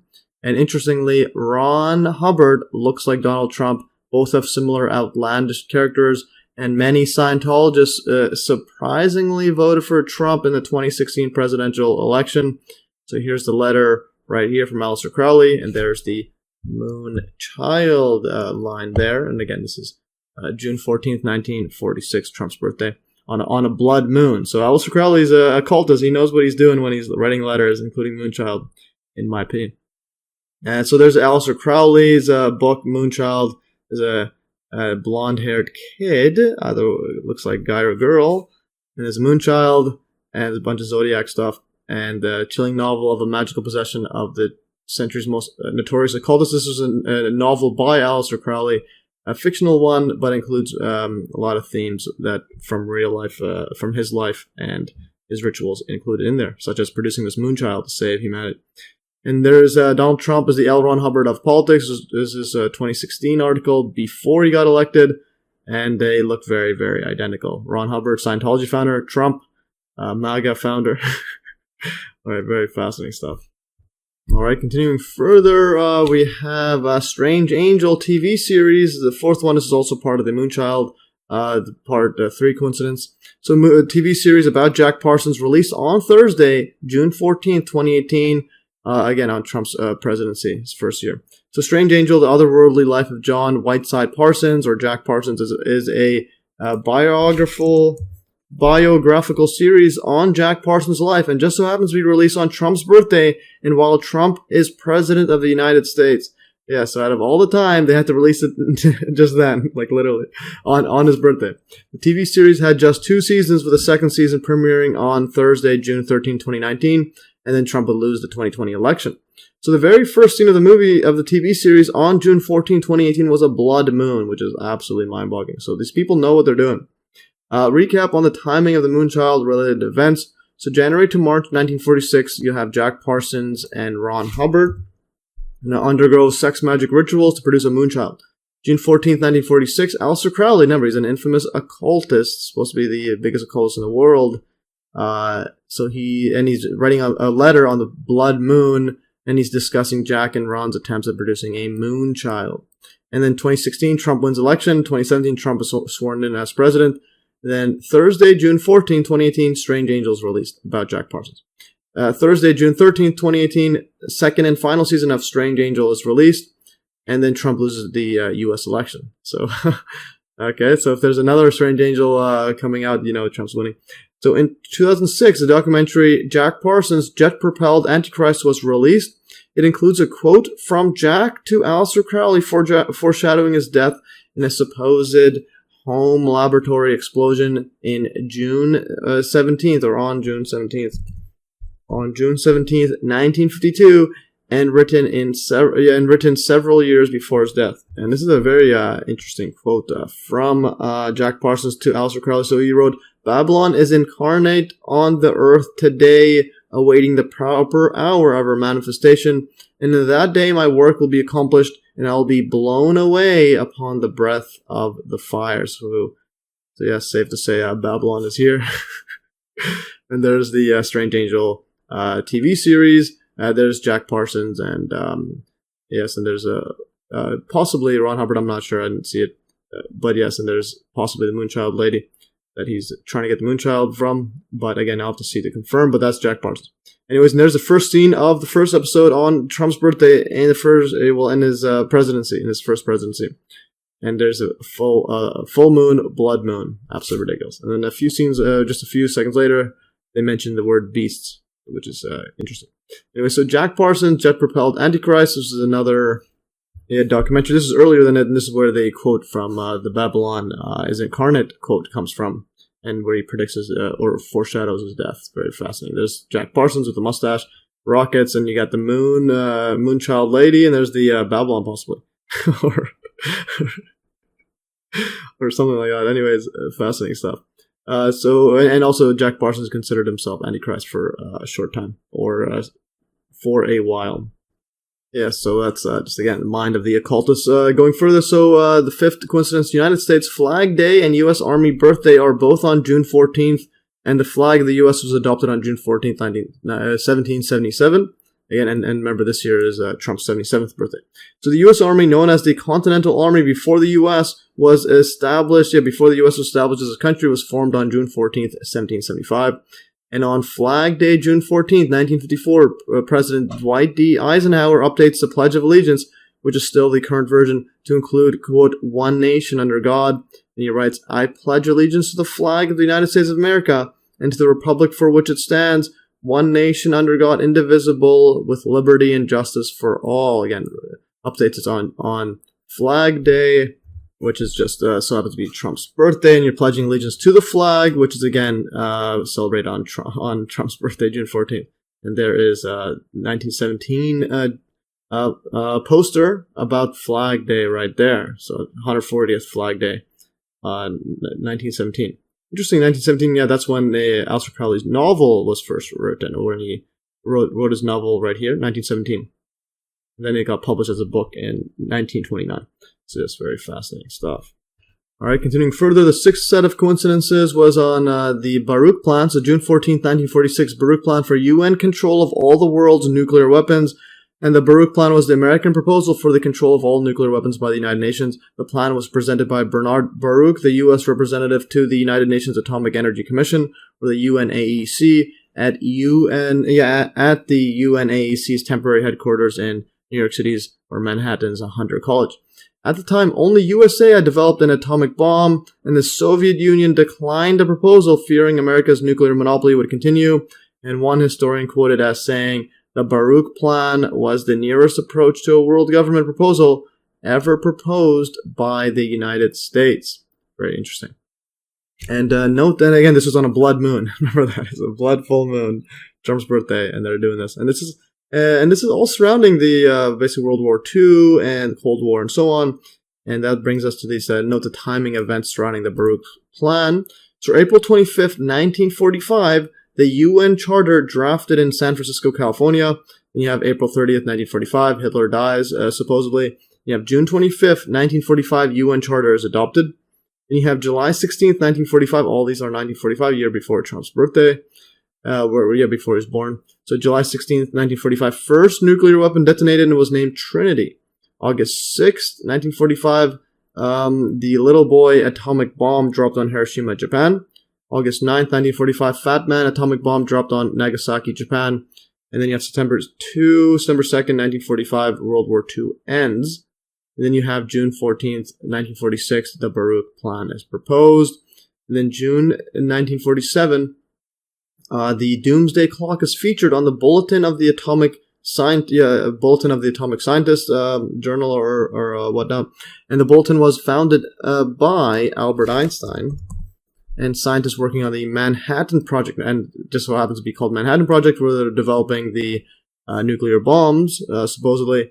And then this is all before Trump's born. And again, Manhattan, Trump, 1946, Baruch plan, world government. And then August 15th, 1947, Manhattan Project disbands after being active from 1942 to 1946 in developing the first atomic bombs. And then Trump World Tower and United Nations headquarters are both located on the United Nations, on United Nations Plaza in Manhattan. You can't make that stuff up. So he literally has a World Tower at the United Nations. And there's the Bulletin of the Atomic Scientist, and it has to be the June 1947 edition. Yeah, so June 1947, I'm not sure the exact date it was released, but wouldn't be surprised if it was June 14th or June 1st if it was the beginning of the month. And again, it starts at the 7 minute to midnight mark. So it was 7 minutes was pretty close to global catastrophe, and it's a number 6 issue there. And the Hunter College, where the Baruch plan was announced, was temporary headquarters of the United Nations. It was just a 20-minute bike ride from the United Nations headquarters and walking distance from Trump World Tower. So basically, or 20 minutes to the Trump World Tower, and you could just walk to either or United Nations, Trump World Tower, etc. Very, very fascinating. There's the Trump World Tower. Very interesting setup there. Looks like a obelisk. Just a black tower there. And there's the United Nations headquarters. There's Trump World Tower on United Nations Plaza. And there's Empire State Building. So it's all close nearby. And then if you go west a bit more, you're going to see the World Trade Center, One World Trade Center Tower. All right. Very fascinating stuff. And then now the next set of coincidences is the Roswell Corona UFO incident. This started on June 14th, 1947, exactly a year after Trump's birthday. So the famous Roswell UFO crash incident was actually located closer to Corona, New Mexico than its namesake, Roswell, New Mexico, possibly because Roswell's more famous. And there's a Roswell military base as well in Roswell. So June 14th, 1947. And again, I put Corona just because we have COVID-19 and coronavirus, quote, pandemic and so on. Now you have Roswell Corona. Very interesting. So on June 14, 1947, farmer Mac Brazel supposedly first noticed the strange wreckage. And the U.S. Army first said it recovered a flying disc and then later changed its story, saying it was a weather balloon. And many different theories have been purported as to what really happened. And the Roswell or Corona incident was among the most famous UFO sightings promoted by the mainstream media in what is termed the, quote, 1947 flying disc craze. And the Roswell or Corona crash site had been closed off since 1947 and first reopened, reopened in 2018 when Trump was president. So waited all these years, Trump's president, and then they open it up. And just before the Roswell or Corona crash site was open on June 18th, 2018, Trump orders the creation of the Space Force, which was created a year later on December 20th, 2019, literally as the COVID-19 psychological operation was getting started in Wuhan, China. And some very interesting coincidences and their timings are presented below regarding Trump, Roswell, Corona, 9/11, COVID-19, and the weaponization of space. So you have it over here. So September 11th, 1941, construction of the Pentagon. The numbered Pentagon was also attacked on 9/11, or attacked or destroyed, or part of it destroyed. And then you have June 14th, 1946, Trump born on a blood moon. Then you'll have June 14th, 1947, a year later, Roswell Corona or the Corona UFO incident starts. Then you'll have the U.S. Air Force is created on September 18th, 1947. Then now we have 1968, which is a big year. So 1968 on February 16th or 2/16/1968, first 911 emergency call made by Alabama Telephone Company. And this was around the same time as the Federal Communications Commission, FCC, and AT&T agreed upon 911 for nationwide emergency calls. You have April 2nd, 1968, Stanley Kubrick and Arthur C. Clarke's movie 2001: A Space Odyssey is released. Again, the date 2001. This is all 1968. And also in 1968, August 6, 1968, World Trade Center WTC construction began.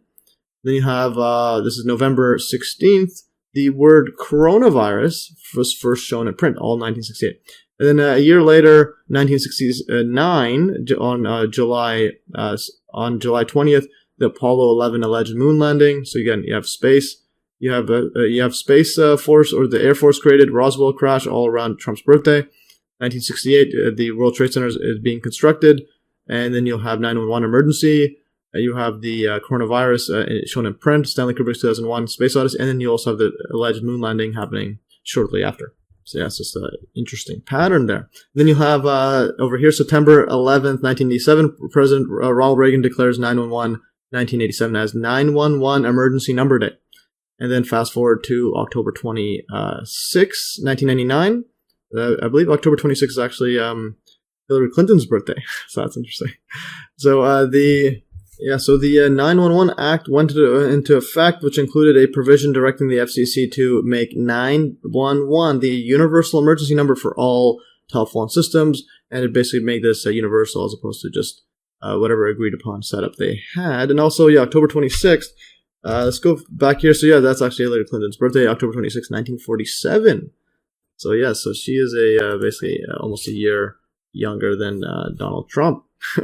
It's just a match made in heaven for 2024 election cycle, if that were to happen. And then, so fast forward to just a few years later. So again, it's 911 Act, just before 9/11. Then you have on 2001, so January 11th, 111, 111/2001. A lot of ones there. Space Commission was formed to assess U.S. military involvement in space. And then you have a 9/11 justification of the World Trade Center and Pentagon, also Shanksville. Had some parts of that too. This is on September 11th, 2001. And then you'll have here, I also just hover above here so you can go on my URL there to watch my playlist on 9/11. And then you'll have, so you have 9/11, 2001. And you also have right here, 11/9, this is 2016. 11/9, 2016, Trump announced winner of the U.S. elections. You have 9/11, 11/9. Just as Michael Moore had the movies 9/11, Fahrenheit 9/11, and he also had then he had Fahrenheit 11/9. So that's fascinating stuff there. And then this was when Trump announced winner of the U.S. election. And then so Trump's in office as president from January 20th, 2017 to January 20th, 2021. And then so while he's president, you have 2018. Trump directs DOD, the Department of Defense, to create a Space Force on June 18th, 2018.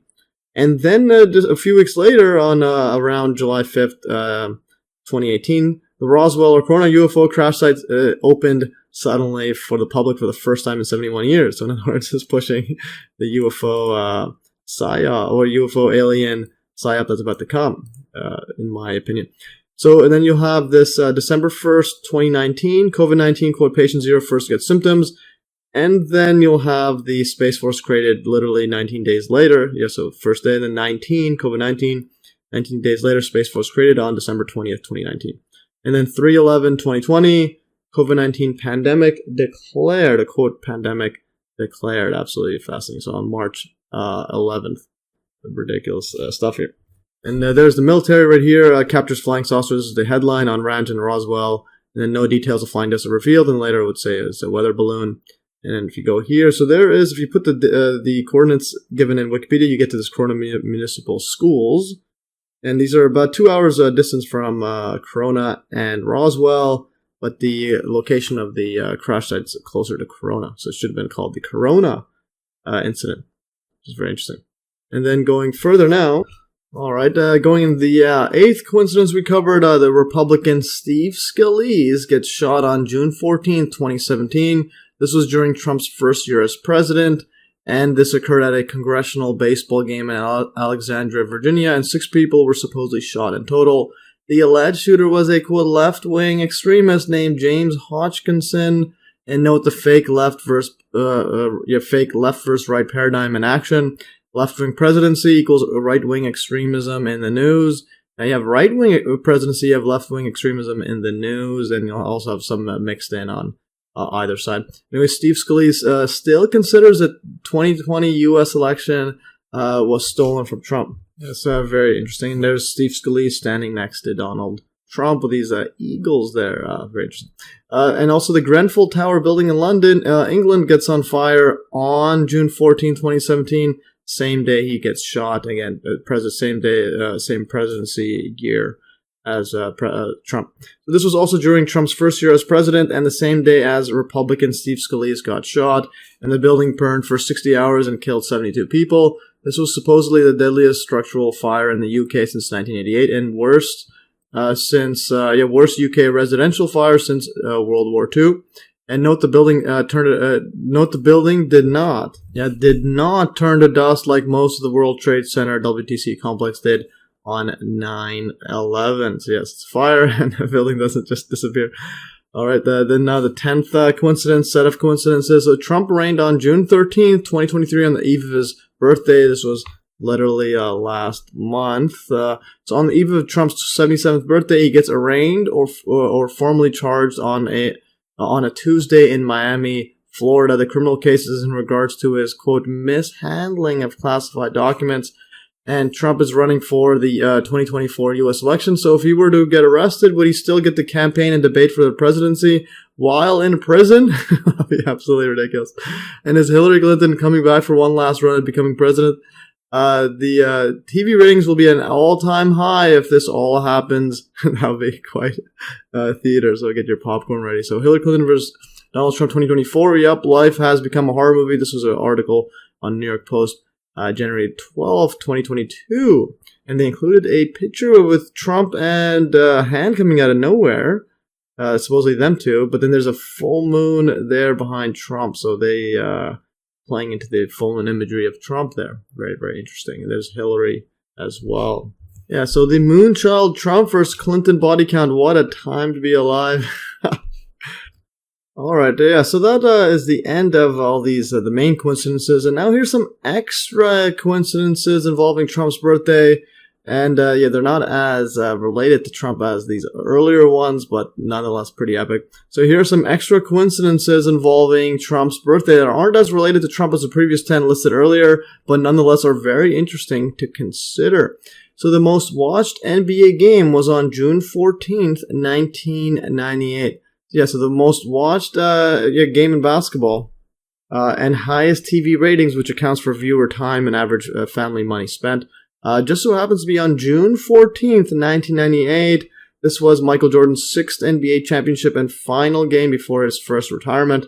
And here is the info on a Game 6 of the 1998 NBA Finals. So he won 87-86. And note here, so the date of it was June 14th, 1998 in Utah, the Delta Center, Salt Lake City, Utah. And notice the attendance is 19,911, all right? It's very interesting. Note the interesting 9/11 related number in the attendance, also COVID-19, 9/11, etc.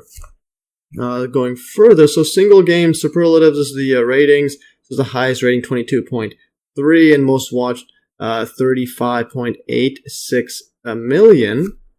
And then number 2 was 1993, Game 6, also Michael Jordan. Then you'll have to go all the way to 2016 when Trump won the election. Game 7, where LeBron James gets a 31 million viewers watched. Fascinating stuff here. And then interestingly, the least watched was in COVID. So lowest ratings and least watched, 5.94 million, Game 3, 2020. And yeah, these are NBA Finals games too, so just 5.94 million. Yeah, so COVID, very, very interesting setup here. So note, and then this is COVID again, this is during Trump's presidency. This is during Trump's presidency. Yeah, so I included that note. So note the lowest rated and watched NBA Finals games were during Trump's presidency and during COVID-19. And also note the interesting 666 numerology in Michael Jordan's buzzer-beating shot in that game. Yeah, I just wrote Michael Jordan's buzzer-beating shot, so you'll have this post on Facebook. So MJ's last shot of the Bulls was iconic. The clock showed 6.6, representing MJ going 6-6 in the finals, and the kid in the red circle above the clock is holding up 6 fingers for Jordan's 6th title before his game winner in the finals. There's 6 right there, 6.6, and this was the game-winning buzzer beater as well. Fascinating stuff. So a lot of 6-6, and even 23. 2 times 3 is 6. Or 2 divided by 3 is going to be, it's going to be 0.666, etc. So yeah, a lot of 6s in there. All right, let's continue further. So June 14th, 1994, Vancouver Canucks Stanley Cup ride after losing Game 7 to New York Rangers. And this was in Manhattan. So the New York Rangers broke their then record 54-year championship drought by winning the NHL Stanley Cup in Game 7 against the Vancouver Canucks on June 14th, 1994, not 46. And notice it's basically 94 is if you rotate this or flip it around, so 9 could be a 6, flip it, it's going to be 46. Very interesting coincidence. So this is in the Madison Square Garden in Manhattan was when they won the game. And then downtown Vancouver, Canada, responded by having a riot, as per usual.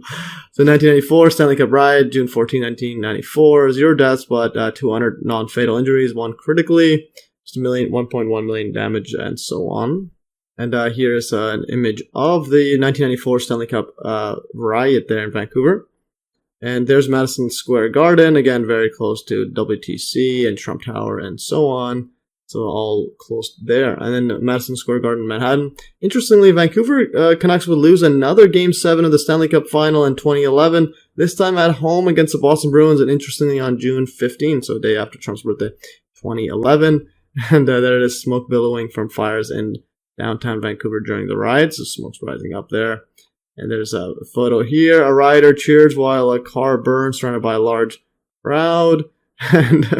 And this is 2011 Vancouver Stanley Cup riot. Violence in Vancouver. Fans clash with police after loss to Boston Bruins. So if you're, so Vancouver living by the motto, if you're going to lose hard and get violent. LOL. All right. I just made that quote up. Yeah, so if you use that quote, make sure to reference me. Alright, so now let's go over another interesting coincidence, and this is first mass transport to Auschwitz concentration camp, just so happens to be on June 14th, 1946, so exactly 6 years to the day before Trump's birthday. So the first mass transport of prisoners by Nazi Germany to the infamous Auschwitz concentration camp in occupied Poland during World War II just happens to be on June 14th, 1940. Hashtag mind-boggling. So these were 728 Poles that were male political prisoners and were departed from the Polish city of Tarnow. So that's very interesting. Tarnow right there. There's an image of it. So prisoners are the first transported at the railway station in Tarnow, June 14th, 1940. All right, so now this brings us to another coincidence. This is exactly 1 year after this Auschwitz concentration camp transport. So the first mass deportation by the Soviet Union in occupied territories occurred on June 14th, 1941. So 1 year after the June 14th, 1944 Auschwitz prison's arrival, the Soviet Union began kicking people out. So began their first wave of mass deportations on occupied territories, which also included occupied Poland, on June 14th, 1941. All right, and here's an image of the number of deportees, how much there were. So Poland is about 11,000 Western Ukraine. There's 22,000 Western Belarus, and this is a pre-war country. And then you have Romania, 24,000, Lithuania, and so on. To prison camps and forced settlements, you have these amount of people right here, and this is the upper boundary. I think it's different locations. So they're just to the upper region. So you have 200 to 300,000. Romania, 300,000. Very interesting stuff here. All right, let's go over another interesting coincidence. A European Space Research Organization founded on June 14th, 1964. And interesting here, 64, move that around, 46. That's another neat tidbit. So the European Space Research Organization, ESRO, was founded in Paris, France on June 14th, 1964, and would later become the European Space Agency, ESA, on May 30th, 1975. Here's the logo of it right here, ESRO, and then it also looks like that Ouroboros snake eating itself. And my 2 cents. Yeah, that's kind of what I think it looks like, especially if this was connected to it, then it would be more like it. But yeah, it does look like it there. Anyways, this is ESRO and then CERS. I'm not sure what that is. But anyways, now here's the European Space Agency. So it just basically merged and formed this one, and it's the ESA. All right, so that's the number. That's June 14th, 1964. Very interesting. And now going further, so the Ukrainian Air Force plane shot down by Russian separatists on June 14th, 2014. It's very interesting. So on June 14, 2014, a Ukrainian military transport plane was shot down via a rocket launcher, shoulder-held rocket launcher by pro-Russia separatist forces, killing all 49 people on board. And this occurred a few months after the start of the Russian-Ukrainian war, which began on February 20th, 2014, and continues until this day. Note that Russia did a full-scale invasion of Ukraine on February 24th, 2022. Just a year after Trump's presidency ended on January 20th, 2021. Interesting. So there's the 2014 Ukrainian Air Force. This is the military plane, the 76777. The Ilyushin IL-76 involved and photographed a month before the incident. So this is a large transport plane. And interestingly, on June 14th, Trump's birthday, 2019, Ukraine supposedly concluded that the Russian army directly ordered the shootdown of the plane. So on June 14, 2019, on the 5th anniversary of the shootdown of the aircraft, the Security Service of Ukraine reported that its investigators established direct involvement of Russian Federation Armed Forces Lieutenant General Yevgeny Nikvarov, who ordered Dmitry Yutkin from Wagner Group to destroy the aircraft. Very interesting allegations. And this is again during Trump's presidency. They were announced, and on his birthday, June 14th, which is again the memorial of this June 14, 2014 shoot down of it. And so the Russian-Ukrainian war began on February 20, 2014, but also in Ukraine there was the separatist forces, pro-Russia forces within Ukraine trying to separate back to Russia or to Russia, depending on whatever the actual storyline is. But anyways, now another very interesting coincidence. This one's a bit out there. So comedian Heather McDonald, notice the name Donald, so was born on June 14th, 1970. So the stand-up comedian Heather Ann McDonald went viral after fainting during her stand-up routine on February 5th, 2022. This was last year and it went viral. So she fainted just seconds after bragging about having 3 doses of the COVID vaccine, a flu shot, a shingles shot, traveling the world, doing meet and greets, and never getting COVID, and that Jesus loves her the most, and then faints, which is quite ridiculous. And I included this event because of her peculiar last name, which includes the word Donald. She was born in 1970 on Donald Trump's birthday, and her fainting mimics the theme of alleged assassination attempts against Trump. Very interesting in this video there. And Heather McDonald, born on Trump's birthday, and just so happens to have the name Donald, and it faints, and very interesting. And here's a transcript. I don't want to play it right now, but you could have the transcript so you can read it. So I don't mean to brag. I don't care, but I want you to know, double vaxxed, boosted. Yeah, she's supposed to say boosted. Flu shot. I'm gonna be honest. I have the shingle shot too. Did shows, meet and greets. Never got COVID. Clearly, Jesus loves me the most. Seriously, so nice, so nice. And then falls. And the next words are picked up by the transcript was 911. She's having a seizure. And then some interesting comments right here. And this one says, they do say timing is the key to comedy. This is hands down the hardest I've ever seen someone get slapped in the face by irony. And this other person says, much respect to Heather for leaving this video up and the comments open. Because this is actually her official channel. But she posted this and left the comments open. It's pretty interesting, but also, probably getting a lot of free publicity. But nonetheless, still at her expense, though. Okay, it's very interesting stuff. And now another, one last one here. I believe it's the last interesting coincidence. So, Controlled Opposition Group International Center for 9/11 Justice launches on June 12, 2023. So, following the footsteps of the many well-funded 9/11 disinformation agents, liars, and controlled opposition people and groups that have betrayed humanity, such as architects and engineers for 9/11 Truth. Another fake 9/11 Truth group emerged recently on June 12, 2023. This is the International Center for 9/11 Justice. Although this date was on June 12th, it was interestingly a day before Trump got arraigned on June 13th on the eve of his 77th birthday. So I would expect lots of news of fake investigations into 9/11. To occupy the minds of people seeing through the mainstream narrative lies. Because once you see through the mainstream narrative of Osama bin Laden and the quote terrorist, and then usually there's groups such as these International Center for 9/11 Justice or the Architects and Engineers for 9/11 Truth to scoop up the alt media, the people that just don't trust the mainstream, and then provide them with their explosive disinformation. Because the real thing happened in 9/11 was the towers turned to dust without explosives. So again, so I included this because it's very interesting timing. So this was announced, so they announced this group.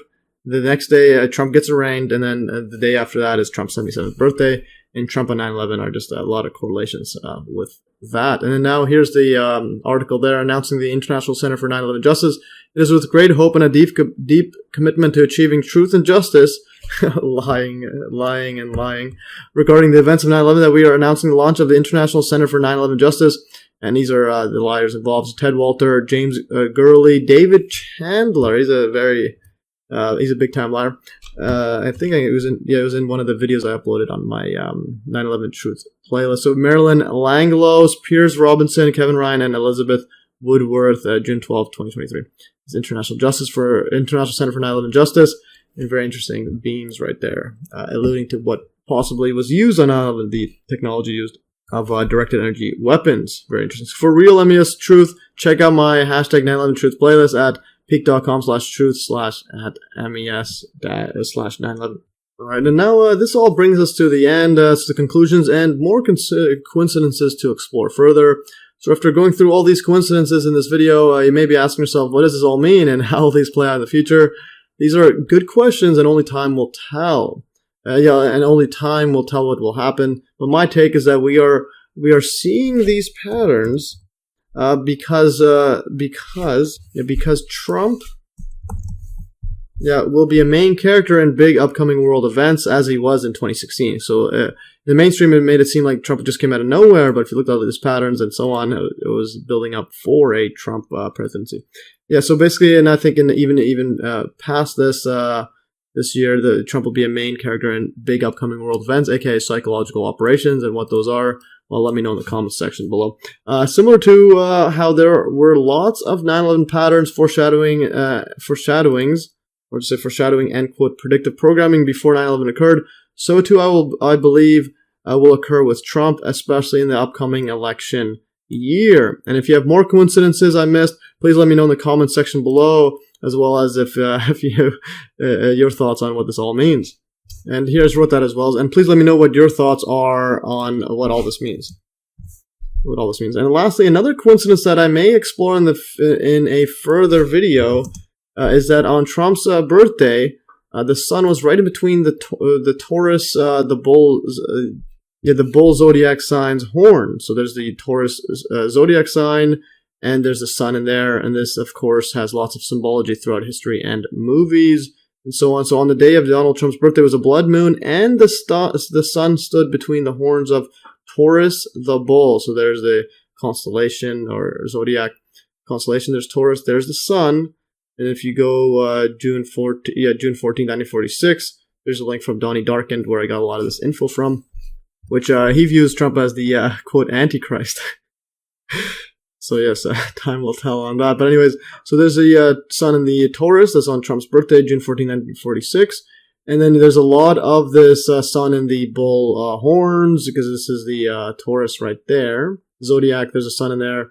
There's a golden calf there, or a golden bull there, with some snakes and the sun inside. There is another image right here. There's a bull with a sun inside. And this is Holdfast. I believe this is MacLeod. This might be Trump's mom's family crest. And there's the bull right there, the horns, possibly the sun inside. And here's a recent movie, or at least a movie from the last century, or just like 50 or so years ago. And there's a pyramid. There's the bull horns, some Egyptian symbology with the sun inside. So now that's interesting that there's people worshiping the sun inside the bull horns. So yes, what this all means, well, we'll see. I might do a video later on it, but you can also explore yourself and let me know what you think. And again, stay tuned for another MES Occult video. That's all for today. Epic stuff here. Anyways, yeah, that is all for today. I'm just going to scroll all the way back up and see what we've gotten through. So we went through a whole lot of stuff. The Stanley Cup rides, the Vancouver Bruins. There's the Jordan highest viewed video. Highest viewed has to be on highest watched NBA game has to be on June 14th, Trump's birthday, and the least watched has to be during Trump's presidency of the COVID-19. And there's a full moon. So Trump versus Hillary, that'd be quite the movie if that happens. And also, I just want to correct this one right here. This is Trump announced winner of a U.S. election. This is 2016, not 2001. So 9/11 and then 11/9. Epic stuff here. There's Ouroboros. I think that's how you pronounce it. Ouroboros, yes. The snake eating itself. There's snake eating itself. Symbology. There's the Corona incident, and then the Corona site, or the Roswell site, gets opened up during Trump's presidency. That's pretty epic. There's Trump World Tower and the United Nations headquarters. Okay, this is like in your face. And there's the bulletin as well for atomic scientists, June 1947. It's a doomsday, so we got a lot of doomsday symbology, Antichrist symbology, full moon, blood moon, Moonchild, Trump, and then you got Scientology. You got politics. You got New World government, World Trade Center, and Aleister Crowley involved. Billions of dollars, aliens, UFOs. What's not in this? What's not being connected? You have space as well. Friday the 13th, serial killers. Yeah. So yes, this is how my mind works right here. So I see patterns, see if I can put them all together, and then make sense of it in the future. And there's this one was pretty mind-boggling. So yeah, they proposed the Twin Towers 2, with the Twin Towers Phoenix, or World Trade Center Phoenix. Anyways, that is all for today. If you learned, and like always, you can download these exact notes and link in the description below in PDF and article format on the Hive blockchain. And that's all for today. Thanks for watching, and stay tuned for another Math Easy solution.